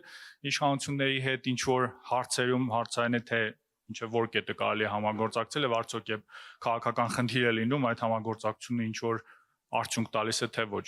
Բայց վերջին տարիների այս զարգացումները, հատկապես վերջին 1 տարվա ընթացքում տեղի ունեցող զարգացումները, երբ իրավապահ համակարգը անթակույց կերպով գործիքայնացում է կոնկրետ քաղաքական ուժի շահերը սպասարկելու համար։ Նույնը արվում է դատական համակարգի հետ։ Իմ կարծիքով այդ գիծը արդեն հատվել է, երբ մենք դիտարկում ենք իշխանությանը որպես պոտենցիալ դաշնակից ժողովրդավարության պահպանման գործում։ Սա իհարկե չի ենթադրում, որ պետք չէ շփվել, համագործակցել, որտեղ հնարավոր է կառուցողական այդ հարաբերությունները միշտ էլ գովելի են։ Օրինակ մեր կազմակերպությունը այս ուղղությամբ լուրջ աշխատանք է տանում ժողովրդավարական հետընթացը մոնիտորինգ անելու, բայց միևնույն ժամանակ մենք ունենում ենք բանախոսներ իշխանության ներկայացուցիչ եւ այլն, որովհետեւ եթե աշխատում ես այս դաշտում, պետք է որ տարբեր դերակատարների հետ կարողանաս համագործակցել։ Բայց այս վերանայումը պետք է տեղի ունենա։ Ես վերջին իմ հոդվածներում նշում եմ, որ իշխող ուժը այդ 2018 թվականի հեղափոխական կուսակցությունից վերջնականապես վերածվել է կլասիկ դասական հետսովետական ադմինիստրատիվ վարչական ռեսուրսի կուսակցության եւ գործիքակազմը եւս համապատասխան է եւ առանց այս եզրահանգումը անելով իմ կարծիքով բարդ է լինելու առաջ շարժվել։ Երկրորդ հարցը արդյոք պետք է լինի ինչ որ կոնսոլիդացված դիրքորոշում տարբեր հարցեր։ Բնավ ոչ, կան բազմաթիվ հարցեր, որոնց շուրջ կարող են գոյություն ունենալ բազմաթիվ կարծիքներ, բայց կան ինչ որ մինիմալ ստանդարտներ եւ այդ գծերը անցվում են իշխանության կողմից, խաթարվում են իշխանության կողմից, բնականաբար ակնկալի քայլն է, որ կլինի արձագանք, բայց մենք ցավոք սրտի այլ երևույթների ականատես ենք դառնում։ Երբ քաղաքացիական հասարակության խոշոր կազմակերպությունների ղեկավարներ կարող են հրապարակայնորեն գրել, որ նորմալ է խախտել օրենքը հանուն ինչ որ ավելի մեծ գաղափարի կամ նպատակի։ Ես ինչ որ տեղ կհասկանայի, եթե դա քաղաքական դերակատար ասեր, իշխող ուժի ներկայացուցիչ կամ այլ ուժի, բայց եթե դու գտնվում ես քաղաքացիական հասարակության դաշտում, եթե քո կանոնադրական նպատակների մեջ է ժողովրդավարության, օրենքի գերակայության, մարդու իրավունքների պահպանումը, եւ միևնույն ժամանակ արձանագրում ես, որ ընդունելի է օրենքի խախտումը, հակաօրինական մեթոդների կիրառումը, սա կարծում եմ արդեն նորմալ չէ եւ սա ցուցիչ է այն բոլոր խնդիրների, որոնք գոյություն ունեն քաղաքացիական հասարակության մեջ։ Դու նշեցիր մարդկանց, ովքեր ընդդիմադիր ինչ որ օրակարգեր են սպասարկում, ես իմ անձնական կարծիքն այն է, որ պետք է շատ հստակ համազատում լինի այս դաշտերի միջև։ Ինձ համար օրինակ հասկանալի չէ ինչպես կարելի է լինել քաղաքացիական հասարակության դաշտում եւ միևնույն ժամանակ զբաղվել ակտիվ քաղաքականությամբ։ Այդ առումով նախընտրական փուլում որոշ գործիչների ակտիվացումը եւ նաեւ ցուցիչ է այն խնդիրների, որոնք գոյություն ունեն, բայց պետք է նաեւ արձանագրել, որ այդ նույն խնդիրը կա նաեւ պրոիշխանական թևի հետ։ Եվ այդ մեխանիզմը եւս հայտնի է, երբ մարդիկ մասնակցում են ինչ-որ քննարկումների եւ այդ քննարկումներից հետո իրար հետևից նույն ոչ թե մեսիջը, այլ նույն բառապաշարով գրառումներ են կատարում։ Այսինքն այս խնդիրը երկկողմանի է եւ վերջին հարցը ինչի մասին էր։ Չէ, այդ էր ոչ դեմոկրատական ուժերի հետ համագործակցության հարցներ, դիրքավորում եւ կոնսոլիդացիա։ Ընդհանրապես ես համաձայն եմ, որ ինչ որ բարոյական առնվազն սահմաններ պետք է գոյություն ունենալ։ Եթե խոսքը գնում է ուժերի մասին, որոնք մերժում են ժողովրդավարությունը որպես ընդունելի մոդել, եթե խոսքը գնում է ուժերի մասին, որոնց համար մարդու իրավունքների պաշտպանությունը, օրենքի գերակայությունը օրինակ կարևոր արժեք չէ, ես անձամբ Ուղղակի դա ոչ միայն խոսույթի մակարդակում եմ ասում, այլ այդ մարդիկ ոնց որ փորձառությամբ են ցույց տվել, էլի, որ օրինակ ինձ համար օրինակ կարող է ինչ-որ մարդ ինչ-որ վերապահումներ ունենա ժողովրդավարության հարցի շուրջ, լիբերալ ժողովրդավարությունը քննադատի, բայց մարդիկ ովքեր օրինակ հակաժողովրդավարական գործընթացում ներգրաված են եղել, դու այդ ժողովրդավարությունը ես փրկում, այդ տրամաբանությամբ գործող իշխանությունների հետ էլ պետք է ընդհանրապես չհամագործակցել, որովհետև լոզունգներով նրանք պրոժողովրդավարական են, բայց գործողություններով այդ եմ ասում, ոնց որ կարող ես իրանց հետ կապ ունենալ, բայց որ կոնսոլիդացում ես մեկ պրոյեկտում եւ պայքարում ես ուրիշ հակաժողովրդավարության դեմ, այդ որպես քաղաքացիական հասարակություն։ Ես իմ դիրքորոշումը նշեցի, ինձ համար նորմալ չէ, երբ քաղաքացիական հասարակությունը դառնում է քաղաքական գործընթացների մաս։ Եթե ուզում ես զբաղվել քաղաքականությամբ, պետք է պարզապես լքել այդ դաշտը, նշել, որ ես այլևս չեմ զբաղվում քաղաքացիական գործունեությամբ, ես զբաղվել քաղաքականությամբ։ Դա է ազնիվ մոտեցումը։ Եթե փորձ է կատարում երկու աթոռների վրա նստել, դա կարծում եմ իմ տեսանկյունից ազնիվ մոտեցում չի։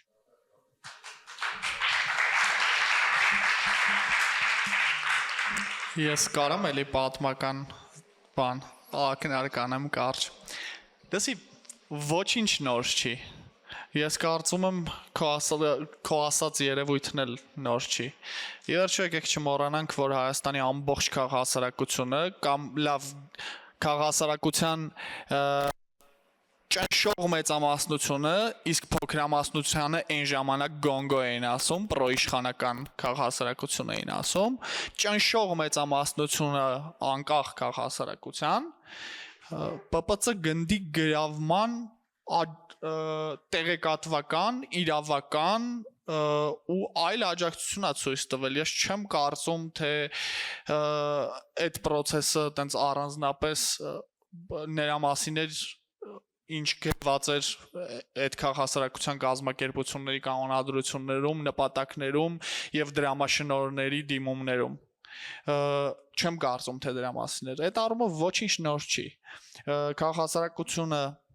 այն ժամանակ էլ ոնց որ ինչ որ քաղաքական սիմպաթիաներ ա ունեցել, հիմա էլ ինչ որ քաղաքական սիմպաթիաներ ունի,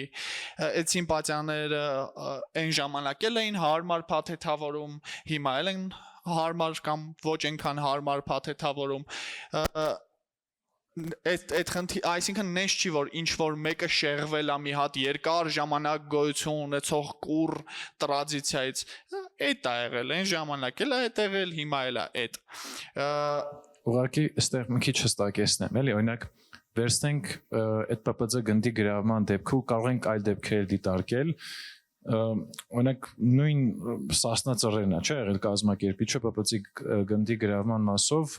խնդրահարույց չէր Սասնա ծռերի համարում, առնվազն այն ժամանակ, օրինակ Հայաստանում ժողովրդավարական ինչ-որ, չգիտեմ, փոփոխություն մտցնելու առում, ինչքան էլ հիմա մի քիչ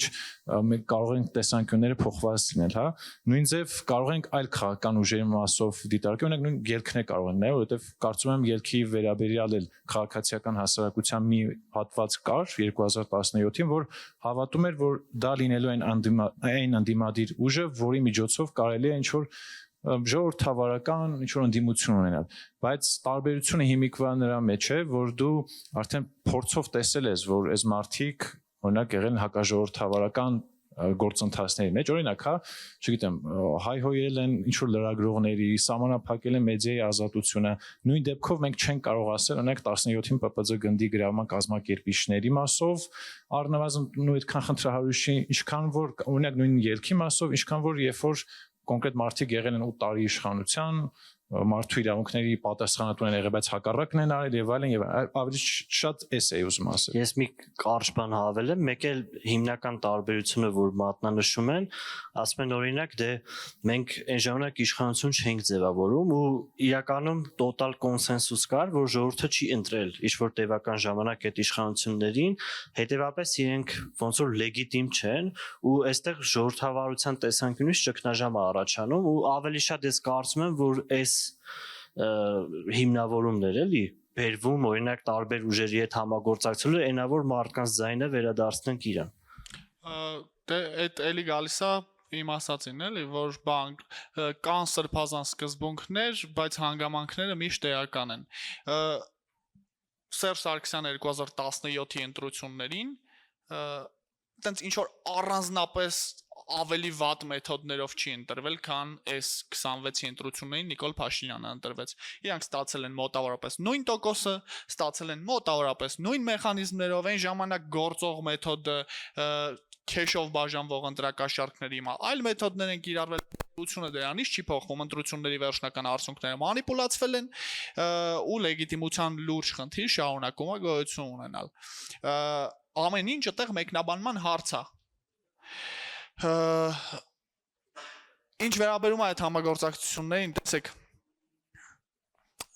ես ՀԿ-ների ոնց որ էթիկական կոդեքսի մեջ չեմ ուզում մտնել, ես հասարակական կազմակերպության գործիչ չեմ ու չեմ ուզում այդտեղ ճիշտ կամ սխալ անեմ, իմ նկատառումները ընդհանրապես օբյեկտիվ իրականության մասին իմ ընկալումներն էին։ Ես կարծում եմ, որ քաղաքական նպատակին հասնելու ճանապարհին, եթե արել ես ճիշտ հաշվարկ ու վերջում դու չես ինչ որ մեկի զինվորը դառնալու, այլ կարողանալու ես իրանց ջանքը չափավոր ծառայեցնես բարի նպատակի, տարբեր քննարկումներ կարան իմաստ ունենան։ Ես այս պահին այդ քննարկումների իմաստը ընդդիմադիր սուբյեկտների մեծ մասի հետ չեմ տեսնում, բայց նաև չեմ կարող մեղադրեմ նրանց, ովքեր քաղաքական գործիչ են ու տեսնում են, որովհետև ի վերջո ոչ իշխանությունն է սուրբ, ոչ մինչև 2018-ի ընդդիմությունն էր սուրբ, առհասարակ քաղաքականության մեջ սրբեր չկան, քաղաքականությունը հանրօգուտ արդյունքների հասնելու մասին process է։ Շնորհակալություն, առաջարկում եմ հարցի նկատառում էլ իմ կարծիքով մի կարևոր նաև նրբերանգ բարձրացրեցիր ընտրված իշխանության վերաբերյալ լեգիտիմության վերաբերյալ, որովհետև շատ ենք լսում այդ տիպի խոսակցություններ։ Այս նախորդ հարցերին պատասխանելիս,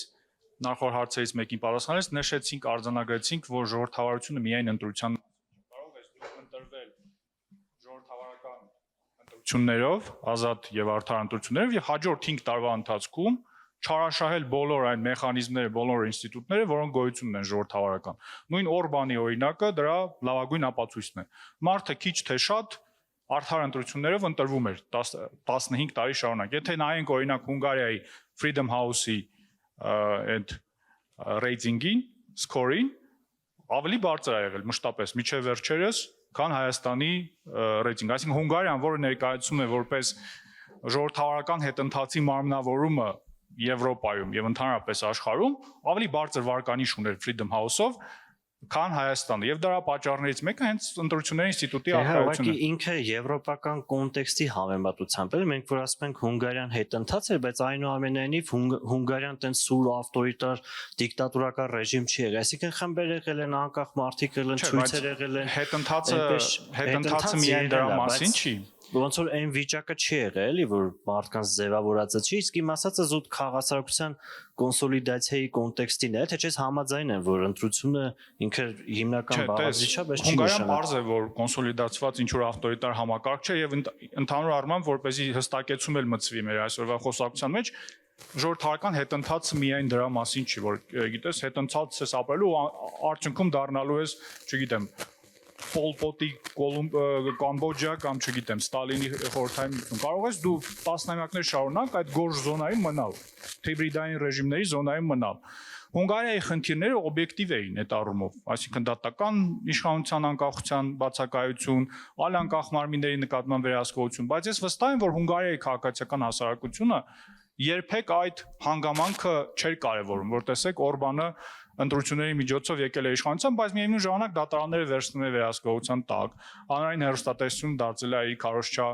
մեքենան։ Այդ առումով իմ կարծիքով սա այնքան էլ լուրջ փաստարկ չէ ընտրված լինելու հանգամանքը, որովհետև բազմաթիվ ռեժիմներ ընտրված իշխանությունների միջոցով դարձել են ավելի քիչ ժողովրդավար կամ ավտորիտար։ Հարցի համար խնդրում եմ Բարսախոսը տրամադրել Հրաչյա Աշուղաթոյանին։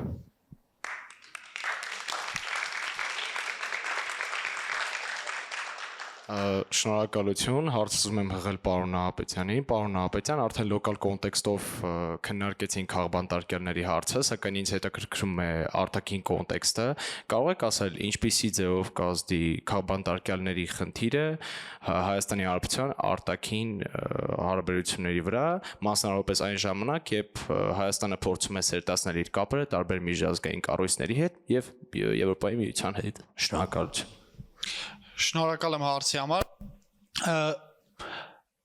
Ես այտենց միկրո մակարդակում չեմ տիրապետում այդ կառույցների ընթացակարգերին, պրոցեդուրաներին եւ այլն, բայց ես այդ հարցին ընդհանուր քաղաքական բանի տրամաբանության տեսանկյունից եմ նայում։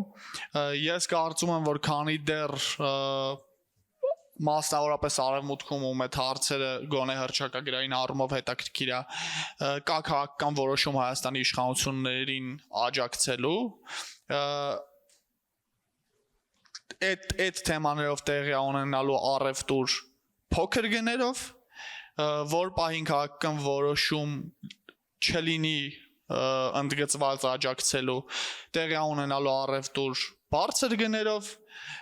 եւ որ պահին Հայաստանի իշխանություններին անկյուն քշելու քաղաքական որոշում լինի, առևտուր հնարավոր չի լինելու է մաքսիմալ ճնշում։ Դա այսօրվա եվրոպական բյուրոկրատիայի քաղաքական գործունեության տրամաբանությունը, ինչը խոշոր հաշվով հասկանալի է, որովհետև այդ մարդիկ ունեն իրանց շահերն ու խնդիրները, որոնք պետք է լուծեն։ Այս փուլում ես կարծում եմ իմաստ չկա մեծ ճնշում ակնկալելու, ինչ որ փոքր գին են վճարելու անցնեն առաջ։ Քաղբանտարկյալների խնդիրը ներսից ավելի հեշտ կլուծվի, քան դրսից։ Հաջորդ հարցի համար խնդրում եմ Բարսախոսը տրամադրի Գայանե Համբարյանին։ Շնորհակալ եմ հարցի հնարավորության համար։ Եվս մեկ անգամ ողջունում եմ բոլորիդ, ես Գայանե Համբարյանն եմ Գյումրիից, ճիշտ եմ համարում հարցս հղել երկու խոսնակներին էլ, որպեսզի խտրական վերաբերմունք չլինի, այսպես ասած, հարցս հետևյալն է, արդյոք ներկայումս ժողովրդավարության հետընթացը լոկ պայմանավորված է օրվա իշխանության գործունեության ցախողմամբ, թե խնդիրը նաև ինչ որտեղ հայ ժողովրդի մեջ է, որովհետև եթե հղում անենք մեր պատմական անցյալին եւ փորձառությանը, ապա կտեսնենք, որ ժողովրդավարությունը որպես այդպիսին հայ ժողովրդի համար նորություն էր եւ ինքը փորձ չուներ դրանում եւ կարելի ասել, որ ժողովրդի ձեռքին տվել են մի անծանոթ գործիք, որից ինքը չի կարող ճիշտ օգտվելու։ Այսօր ժողովրդի տարբեր ներկայացուցիչներ ժողովրդավարությունը մեկնաբանում են այնպես, ինչպես իրենց ձեռնդու է։ Շնորհակալություն։ Իրականում այս հարցը մասնագիտական գրականության մեջ էլ գոյություն ունի, մասնավորապես երբ ուսումնասիրվում են, թե ինչպես են ժողովրդավարական ռեժիմների կոնսոլիդացում, այսինքն շարունակում մնալ ժողովրդավարություն։ Եվ այդ առումով ձեր նշած հանգամանքը կարևոր գործոն է։ Արդյոք նախկինում գոյություն է ունեցել ժողովրդավարական կառավարման փորձ, արդյոք տեղի են ունեցել խաղաղ մի քանի խաղաղ իշխանափոխություն ընտրությունների միջոցով, որովհետև սա լուրջ քաղաքական դաս է նաև քաղաքական մշակույթի ձևավորման առումով։ Այս օրինակը մասնավորապես շատ հաճախ քննարկում է, երբ համեմատում են հետխորհրդային տարբեր երկրների տրայեկտորիան ուղեգիծը ԽՍՀՄ փլուզումից հետո։ Օրինակ ինչու Մերձբալթյան կամ Բալթյան երկրները շատ արագ ժամանակահատվածում կարողացել են կառուցել կայացած ժողովրդավարական ինստիտուտներ, իսկ մյուս հանրապետությունները չեն կարողացել։ Շատ տեսավաններ կարծում են, որ պատճառներից մեկը այն է, որ այդ պետությունները առաջին եւ երկրորդ համաշխարհային պատերազմների միջև ընկած այդ ժամանակահատվածում ունեցել են անկախ պետականության եւ ինչ որ քվազի ժողովրդավարական ինստիտուտների փորձ։ Այդ առումով իհարկե կարեւոր է։ Երկրորդ խնդիրը կարծում եմ եւս ճիշտ եք նախանշել, դա գիտելիքի բացակայությունն է ժողովրդավարության վերաբերյալ, ինչ է ժողովրդավարությունը եւ ինչ չէ ժողովրդավարությունը։ Եվ այս խնդիրի գոյությունն ունի ոչ միայն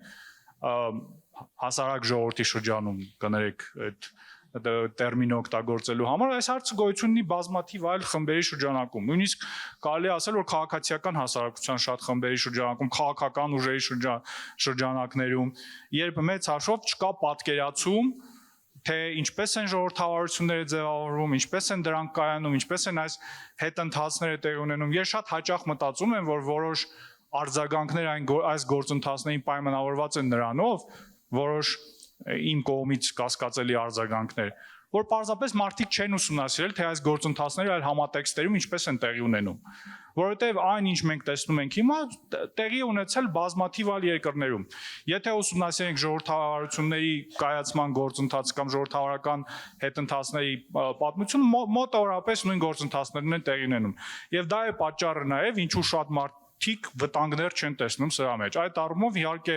կրթությունը ժողովրդավարության վերաբերյալ, ինչպես ֆորմալ, այնպես էլ ոչ ֆորմալ, այս տիպի ձևաչափերով, այլ ձևաչափերով չափազանց կարևոր է։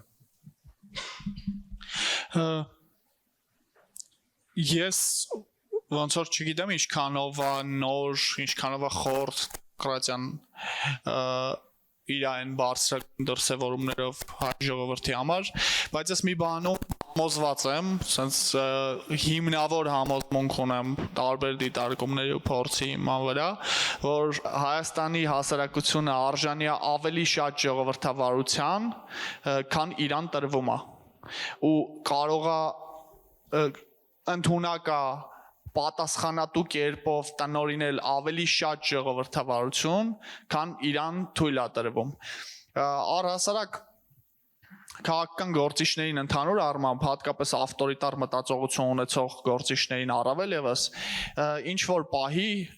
իշխանություն ունենալու ինչ որ պահի այցելում է հայրական բնազդ, որ չէ, մատներդ կվառեք, այդ ձեզ պետք չի, այդ ես կանեմ, դուք բան արեք, ընդ ավազների հետ խաղացեք, ես խորովածը անում եմ, սաղով իրար հետ քաղաքացու տոնի խորոված ենք ուտելու։ Այս ժողովրդին պապա պետք չի, մարդիկ իրանց մեկ կենսաբանական հայրը կամ ունեցել են, կամ ունեն։ Երկրորդի կարիքը չեմ կարծում, թե ինչ որ մեկը ունի։ Ոնց եմ հիմնավորում, որ հայ ժողովուրդը ավելի շատ ժողովրդավարության արժանի, քան ստանում է։ Բնապահպանական թեմաներով հանրային լսումներում միշտ մարդիկ գնում են, քննարկում են ու կարծիք են արտահայտում այդ թեմայով։ Okay, թունդ անցնում, կռվում են, վիճում են, կես ասում են մեր համար աշխատատեղն է կարևոր, կես ասում են մեր համար բնությունն է կարևոր։ Ելնում է դեպքեր, երբ որ բոլորն են ասում մեր համար բնությունն է կարևոր, вообще ոչ մի ազդեցություն չի ունենում։ Մենք մասնագետներով կասենք ձեր համար հանքն է կարևոր, թե բնությունը։ Այդ դրսևորվում է Այստեղ մի հատ ուզում հետ գնամ 2018-ի մայիս ամիս, մի հատ շատ հիշարժան դրվագ է եղել, էլի։ Երբ որ Արտուր Վանեցյանը այդ վաղ տենց հայտնի չէր, երբ որ Վալերի Օսիպյանն ու Հունան Պողոսյանը պաշտոններ ստացան, իսկ իրանք դա հայտնի էին ոստիկանական բռնություններով, ցույցեր ցրելով եւ այլն, իրանք հայտնի պերսոնաժներ էին։ Երբ որ այդ մարդիկ պաշտոն ստացան նոր կառավարության կողմից, անենց քննադատության ալիքը բարձրացավ 3 օր առաջ ձևավորված կառավարության հասցեին, որ Նիկոլ Փաշինյանը ստիպված ա եղել երեկոն նվիրի լայվ անի բացատրի թե ինչի համար անում արդարանա եւ այլն եւ այլն։ Ու ես շատ լավ հիշում եմ, որ այդ ժամանակ ոչ մի թեկուզ ամենասուր քննադատության կոմենտներում չկար գետ մեկը, ով որ կգրեր բան, այ ոչխար, այս մարդը որ կարացել է Սերժին հանի, ուրեմն ամեն ինչ ճիշտ է անում, դու չգիտես ձենդ կդրի վերնգի տեղդ, բան, բա Սերժի ժամանակ ինչի չէիք խոսում։ Հետո Հովհաննես Մովսիսյանը նշանակվեց տեղեկատվության եւ հանրային կապերի բողոքի տնօրեն եւ նույն տեղեկատվության եւ հասարակայնության հետ կապերի գծով չեմ հիշում արդեն ինչ պաշտոնում պատասխանատվություն ստացավ, ինձ թվում է բոլորի հայտնի Արտուր Հովհաննիսյանը, ԿՊ ֆրակցիայի նախկին քարտուղարը։ 3 ամիս հետո արդեն սկսեցին հայհոյել ինչ-որ մարդիկ, որոնք սկզբում չունեին նորմալ էջի պատմություն եւ այլն։ Այն ժամանակ ես մտածում եմ, ես ուղակի հեղափոխության ու լայվերի բերումով այլ սոցիալական ցանցերից Facebook տեղափոխված մարդիկ են, ովքեր Facebook-ի շփման, ոնց որ ընդհանուր մթնոլորտը, կուլտուրան, ընդդիմադիր քննարկումների բանի, դա ծանոթ չեն, օքեյ է, բայց ես հետո հասկացա, որ որտեղ համակարգված կանվեր գոյություն ունի։ Իշխանությունը լավ մենակ իշխանությունը չի ստեղ իրականում։ Քաղաքական էլիտան է սպանում այն բոլոր ժողովրդավարական process-ները, միջավայրերը ու հարթակները, որտեղ առասարակ նման քննարկումներ հնարավոր է։ Դա սպանվում է ռոպագանդայով, աղմուկով, գորգորոցով, որում նման քննարկում հնարավոր չի։ Դա արվում է կոնկրետ պատճառով, որովհետև այն ժողովրդավարությունը, որ քննարկումների մեջ է ծագում, այն ինչին, չգիտեմ, ծանոթ եք թե չէ, հեղինակին փիլիսոփա Հաբերմասն է, մեծ քննադատություն ունի, այդ մենք 50+1% ենք, ուրեմն ինչ ուզենք կանենքի վերաբերյալ շատ մեծ քննադատություն ունի ինքը տեսական, ու ըստ իրա ժողովրդավարությունը առանց գորգորոցի ու ռոպագանդայի քննարկումների արդյունքում ծնվող որոշումներ է, որտեղ այո արդեն ինչ որ մեկը 50+1 կլինի, բայց առանց քննարկման այդ ագորայի վարիանտ, որ հոպ մի րոպե այստեղ հրապարակում հավաքվում ենք, հեսա որոշենք ու մենք կախում, այդ ժողովրդավարություն չի, այդ ինչ որ ուրիշ բանի մասին է, որը հատուկ է դրվում, որովհետև տենց հեշտ է։ Շատ լավ, մենք վերջին երևի հարցի հնարավորությունը անցնենք, Արեն Նահապետյանին փոխանցենք խոսափող։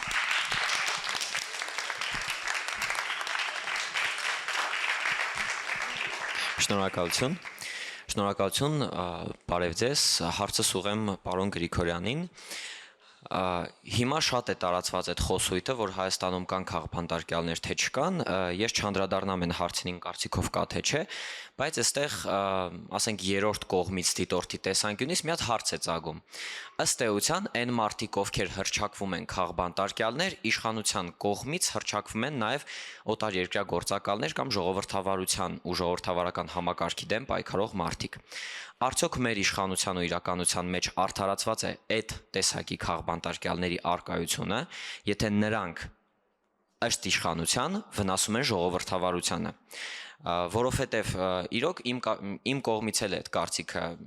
առաջանում, օրինակ եթե վերցնենք պայմանական Ինդոնեզիան, եթե Ինդոնեզիան ձերբակալում է իր օլիգարխներին կամ այն մարդկանց, ովքեր համագործակցում են Ավստրալիայի հետ ու դեմ են Ինդոնեզիայի ինքնիշխանությանը, արդյոք ճիշտ չէ, որ այդ մարդիկ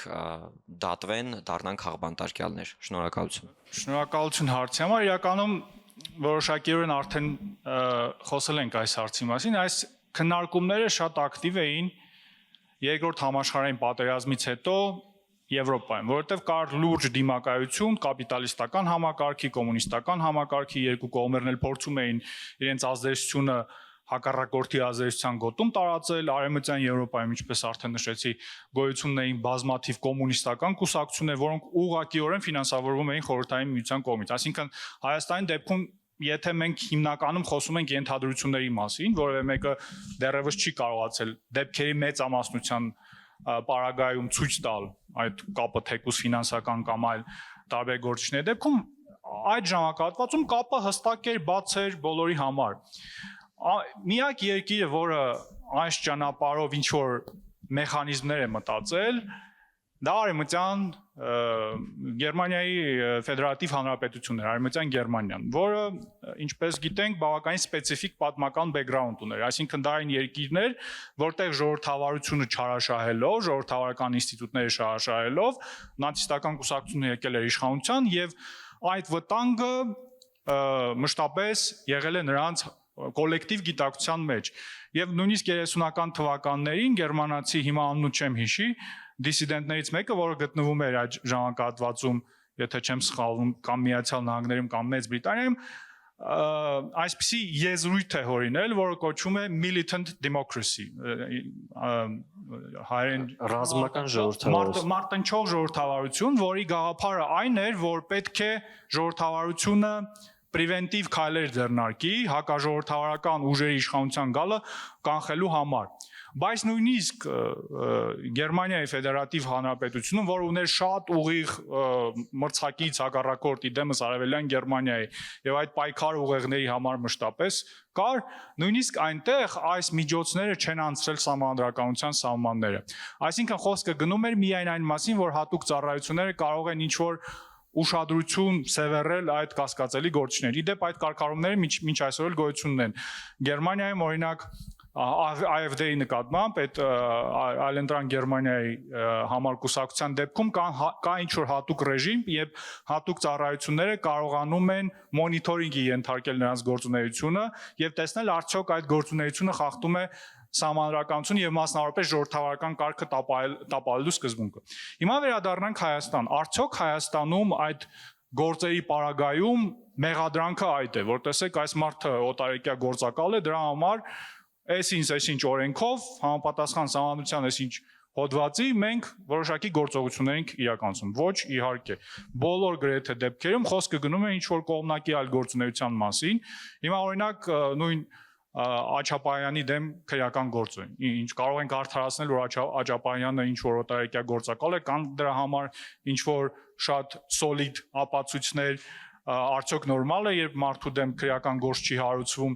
2 տարի առաջ նույն ենթադրյալ հանցակազմի արկայության պարագայում, եւ բայց երբ եկեղեցու հետ հարաբերությունները սրվում են, անմիջապես հարուցվում է։ Կամ նույն կրկին այստեղ դերակատարները, անհատները կարևոր չեն։ Շատ մարդիկ, որոնց մասին հիմա խոսում են, ոչ Աչապարյանը, բայց այլ մարդիկ, ինձ համար եւս ընդունելի հանրային կերպարներ չեն։ Ինձ համար եւս խախտում են որոշակի բարոյական կարմիր գծեր, բայց երբ այդ բարոյական կարմիր գծերը խախտելու դեպքում կա շատ խիստ իրավական գնահատական, սա արդեն նորմալ չէ։ Եվ տվյալ պարագայում օրինակ կարող ենք խոսել Իմ պոդքասթի տղաների հետ տեղի ունեցող, այսինքն երբ նրանք ինչ որ այո բարոյական սահմաններ միգուցե խախտել են, բայց նույն հանցակազմով կամ ենթադրյալ հանցակազմով քրեական գործով դրանից մի տարի առաջ հայաստանյան դատարանը նրանց արդարացրել է եւ քաղաքական պայքարի ակտիվ փուլի նախաշեմին նախընտրական փուլում կրկին հարուցում է քրեական գործը, կրկին ինչ որ կալանք է կիրառվում կամ չգիտեմ սահմանափակում է հանրային խոսքը զուտ որպես քաղաքական ճնշման մեթոդ։ Ու իդեպ այս գործը տեղ է գտել նաեւ Freedom House-ի ամենամյա զեկույցներում որպես խոսքի ազատության սահմանափակման օրինակ։ Երկրորդ խնդիրը, որի հետ մենք այստեղ գործ ունենք, դա իհարկե ընտրովի արդարադատությունն է։ Նույն բոլոր այս գործերը, որոնք մենք քննարկել ենք, այդ թվում նաև Ծառուկյանի գործը, սա ընտրովի արդարադատության դասական օրինակ է, այսինքն այստեղ նույնիսկ հարցը այն չէ Ծառուկյանը ինչ որ հանցագործություն կատարել է, թե չի կատարել։ Ամենայն հավանականությամբ ցանկության դեպքում կարելի է գտնել հանցագործություններ, որոնք Ծառուկյանը կատարել։ Այստեղ խնդիրը այն է, որ երբ Ծառուկյանը իշխանությունների հետ բարենպաստ հարաբերություններ է ունենում, ինչպես նա ուներ օրինակ 2021-ից 26-ը ընկած ժամանակահատվածը, երբ նրան արտոնություններ էին տրվում, թույլ էր տրվում օրինակ Հիսուս Քրիստոսի արձան կառուցել, մի կողմ թողնելով բնապահպանական բոլոր մտահոգությունները, կարծես թե որևէ լուրջ խնդիրներ իրավապահ համակարգի հետ չուներ։ բայց երբ քաղաքական ակտիվացում է տեղի ունենում եւ միգուցե նույնիսկ այստեղ անձնական գործոնը կարեւոր է, իմ կարծիքով այն հայտարարությունը, որ նա արեց վարչապետ Փաշինյանի վերաբերյալ ընտրաշավի ընթացքում եւս ինչ որ դեր ունեցել է այս որոշման մեջ։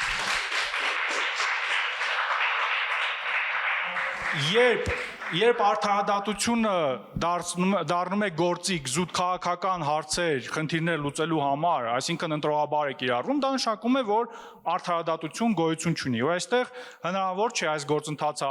արդարացնել արտաքին ազդեցություններով, եթե օրինակ նույն Ծառուկյանի մասին ենք խոսում, ինքը այդ արտաքին ազդեցությունը 2021-ից 26 թվականը ընկած ժամանակահատվածում չուներ կամ մյուս այլ դերակատարները չունեին, այստեղ զուտ քաղաքական նպատակահարմարության խնդիր է եւ այդ փաստարկը հիմնականում կիրառվում է այս գործընթացները ռացիոնալիզացնելու եւ արդարացնելու համար։ Ես մեր վերջնահատվածում sense միտք եմ ուզում որ ես երկար մտածում եմ նայում եմ էլի ընդհանուր առմամբ այս բոլոր խնդիրները հետապնդումը գործակալները թուրքը դավաճանը այս սաղ թեմաները որ գալիս է ես տեսնում որ բաժանարար գծերը գնում է Հայաստանի դիրքավորվածությամբ աշխարհի նկատմամբ որ ամեն ինչի քաղաքական դաշտում նույնիսկ խաղասարության մեջ էլ բաժանարար գիծը թե ինչպես է դիրքավորվում Հայաստանը հարաբերվում տարածաշրջանի ու այլ երկրների հետ երբ որ ու կան sense մի քանի ձև մտածող մարդիկ էլի կան մարդիկ մի խումբ ովքեր որ ասում են աներկբա Ռուսաստանը դաշնակիցն է մնացածը գործընկեր են կարելի է իրենց հետ փող աշխատել լավ լինել եւ այլն բայց անփոխարինելի դաշնակից է Ռուսաստանը կա sense մի հատ խումբ որ ավելի շատ իրենք ասում են մեզ դաշնակիցներ պետք չեն ու լավ է ինչ որ միություններին բան աշխատել ինչքան հնարավոր է չանդամակցել տենց պարտք ու պահանջ չունենալ ապրել ուղակի այս կոպիտ եմ ձևակերպել իհարկե ստե տարբերություններ կան բայց գլոբալ դիրքավորվածություն դա է էլի մեկ է դե մյուս խումբը կա որ ասում են չէ անպայման ԵՄ սենց հարցումներով իմիջայլոց չէ անպայման ԵՄ-ն նույն IRA-ի այդքան քիչ չեն էլի հիմա դուք չեք կարծում որ նախ առաջին ինձ հետաքրքիր է նաև որ տարբեր հարցերը վերլուծում եք մասնավորապես Միքայելի պարագայում նաև որպես քաղաքական գործիչ ոնց որ այս positioning-ը հետաքրքիր է թե ոնց է մասնավորապես այդ պայքարի մեջ որովհետև բոլորին դեմ է մի ֆորմատը ինքը ուրիշ էր ասենք կարելի է այդ հարցերին չանդրադառնալ բայց ընդհանուր առմամբ այս ամենաթոփ հարցն է էլի կարելի է այս հարցով քննարկել մյուս կողմից է նաև քաղաքասարակության դիրքից նաև կարելի է ամփոփել այս հատվածը ինքը ինչքանով է ազդում ես չեմ ուզում ճիշտ ու սխալի հարցանենք բայց համենայն դեպս ձեր անձնական պատկերացումները վերլուծությունները այս առումով հետաքրքիր են որտեղ ասում եմ որ հարցն է փորփրես այդ քրեական գործն է բան գնում է տակը այս 3 հարցն է կանգնում էլի դու ասացիր թե այդ երեք խմբերին ինչն է իրարից տարբերակում ուզում ես ես էլ ասեմ ինչն է իրանց երեքին միավորում երեքն էլ վերջում քծված են դուրս գալու որովհետև այս քաղաքական էլիտան ոչ մի վերջնական արդյունքի համար անհրաժեշտ աշխատանքի ոչ կամք ոչ էլ կարողություն չունի այս մարդիկ նախատեսված չեն գործ անելու համար եւ հետեւաբար բոլոր երեք խմբերն էլ ի վերջո քծված են դուրս գալու մենք մի քիչ գնալու ենք ԵՄ մեզ ասեն դուք չեք բավարարում դրա պահանջներին մի քիչ հետ գնանք Ռուսաստան ասեն յա կարողա գիտեք նույն գնով ձեզ հետ պետք է ընդունենք բան ու վախենալու ենք բոլոր բլոկներից դուրս գանք որ չտան սպանեն ոչ մեկի ուզածը չի լինելու արդյունքում եթե ամեն ինչ մնան հենց ոնց կա ինչ վերաբերում է հարցի էությունը էներ թե ինչքանով է դա պրոբլեմային որ այս 3 բանի հիման վրա է դա պրոբլեմ ոնց որ հիմնական բաժանարար գիծը ըստ ինձ ու ըստ էության նաև հետաքրքիր է որպես նաև քաղաքական գործիչ մարդով հավակնություն ունի քո մոտեցումը էլի, գուցե այդ 3-ի մեջ չի մտնում ինքը նոր մոտեցում է, գուցե այդ 3-ից մեկը ճիշտ է, գուցե կարելի է այդ 3-ից 2-ը իրար մոտարկել, այսինքն որովհետև ինձ թվում է մարդկանց պետք է էլի սա առաջարկել, որովհետև միստվար հատված էս հարցն է տալու ու միստվար հատվածը այսօր աշկա փակում նույն քաղաքական մոտիվներով Ծառուկյանի նկատմամբ եղած դեպքերի հետ կապված, որովհետև ինքը Բելարուսի նախագահի ընկերն է, իսկ Բելարուսի նախագահը ասում է կուդա էցի Արմենի ձենուցը։ Այսինքն մեկը այդ հարցերը կան էլի ու դրանից ես չեմ կարծում, որ հնարավոր է խուսափել։ Փորձեմ կարճ պատասխանեմ պարոն Գրիգորյանին էլ արձագանքելու ժամանակ մնա։ Ես չեմ կարծում, որ դա է բուն ներքին հիմնական կռվանը, հասարակությունը տենց հա տենում ու տենց հա դիրքավորվում, բայց քաղաքական ուժերի մոտիվները չեմ կարծում, թե ընդհանրապես դրա մասին այդ ամեն ինչը զենքեր ու գործիքներ է, որով իրանք իրար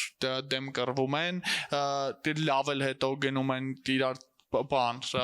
ասենք Փաշինյանը գնում է Ռուսաստան լավ էլ փորձում է ինչ-որ բաներ առուծախի առարկա դարձնի, լավ էլ ոնց որ ոտը կախակցում Եվրամիության հետ կապերում, նենց որ չեմ կարծում, թե դա է իրական բուն խորքային քաղաքական խնդիրը։ Խորքային քաղաքական խնդիրը իշխանության ձեռքբերման կամ իշխանության պահպանման քաղաքական խնդիրն է, որի համար ամեն ինչը մեթոդ ու գործիք է այսօր դարձել։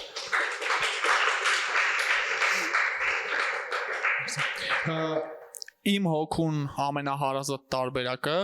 որը ես կարծում եմ գնալով ավելի իրատեսական ու ամենաօգտակար տարբերակը կլինի, այդ ձեր ասած արտաբլոկային տարբերակն է, որտեղ մենք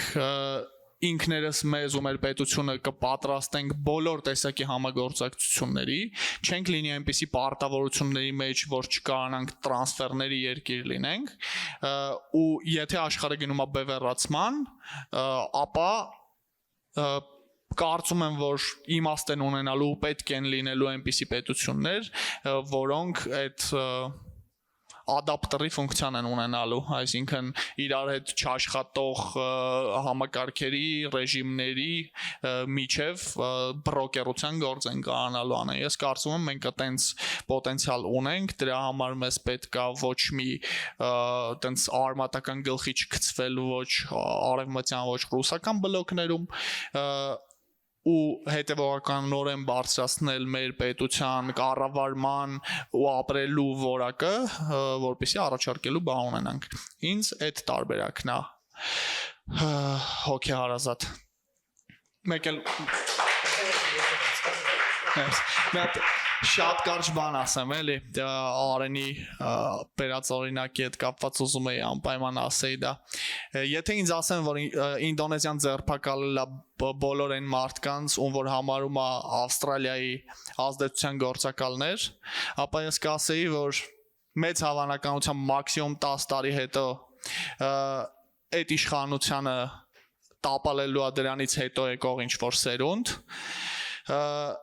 երկիրը ընկղմվելու է ինչ-որ քաոսի մեջ, վերջում Ինդոնեզիան Ավստրալիայից պետական պարտքա վերցնելու, որ այդ բոլոր պրոբլեմների մեջից դուրս գա։ Լավ բաներ չի լինում դրա վերջում, չեմ բերեք տենց չանենք։ Թե ամփոփիչ խոսք ունեք։ Անդրադառնալով քո հարցին, այդ աշխարհակաղակական կոմպոնենտի մասին, ներքին տրամաբանության հարցում իհարկե կան այդ տիպի հաշվարկներ, բայց այստեղ հարցը իմ համար կարևոր հարցը այն է, արդյոք ինչ ենք հասկանում այդ աշխարհակաղակական ընտրություններ ասելու։ Եթե մենք օրինակ կողմնակից ենք Եվրամիությանը, անդամակցությանը, ինչպես է դա արտացոլվում մեր աշխարհայացի վրա ներքին գործընթացների վերաբերյալ, որովհետև Հայաստանում կան բազմաթիվ ԵՄ անդամակցության կողմնակիցներ, որոնք հոմոֆոբ են օրինակ, կամ որոնք օրինակ կանանց իրավունքներին դեմ են։ Այդ պարագայում իհարկե պետք է հասկանալ Եվրամիության որ անդամ կոնկրետ պետության մոդելով ենք ուզում առաջ շարժվել։ Եթե խոսքը գնում է արտաքին քաղաքականության ազդեցության, բնականաբար հատկապես վերջին ընտրություններում այդ աշխարհակական կոմպոնենտը բավականին մեծ էր, այսինքն բոլոր քաղաքական ուժերը գրեթե ունեին քիչ թե շատ հստակ աշխարհակական նախապատվություններ, բոլոր ուժային կենտրոնները եւս մեծ հաշվով ուղիղ արտահայտել են, բայց ես չեմ կարծում, որ այս հարցը ամենակարևոր հարցն է հասարակության ներսում։ Նույնիսկ այդ նույն IRI հարցումները, որ կարդաք, օրինակ կտեսնեք, որ ուժեղ Հայաստան կուսակցության կողմնակիցների 25%-ը կողմ է ԵՄ անդամակցությանը։ ինչը ինչ որ չափով պարադոքսալ պատկեր է։ Այսինքն իմ կարծիքով մի քիչ ուռճացված է այս աշխարհակականության հարցը լայն հասարակության պարագայում, քաղաքասարակության ներքո իհարկե այս խնդիրը կա, այդ հաշվարկները կան, բայց հարցը այստեղ այն է, ինչքանով են այդ հաշվարկները զուտ արժե համակարգային առումով համապատասխանում հայտարարված ընտրությանը, որովհետև եթե մենք կողմ ենք ԵՄ անդամակցությանը, կողմ ենք արևմտյան արժեքներին, պետք է հետևենք այդ արժեքներին, այլ ոչ թե կոնկրետ ինչ որ անձնավորությունների կամ կոնկրետ քաղաքական ուժերի վրա կենտրոնանանք։ Շնորհակալություն, այսքանով արդեն ամփոփում ենք մեր քննարկումը, եկեք ծափարենք մեր խոսնակների։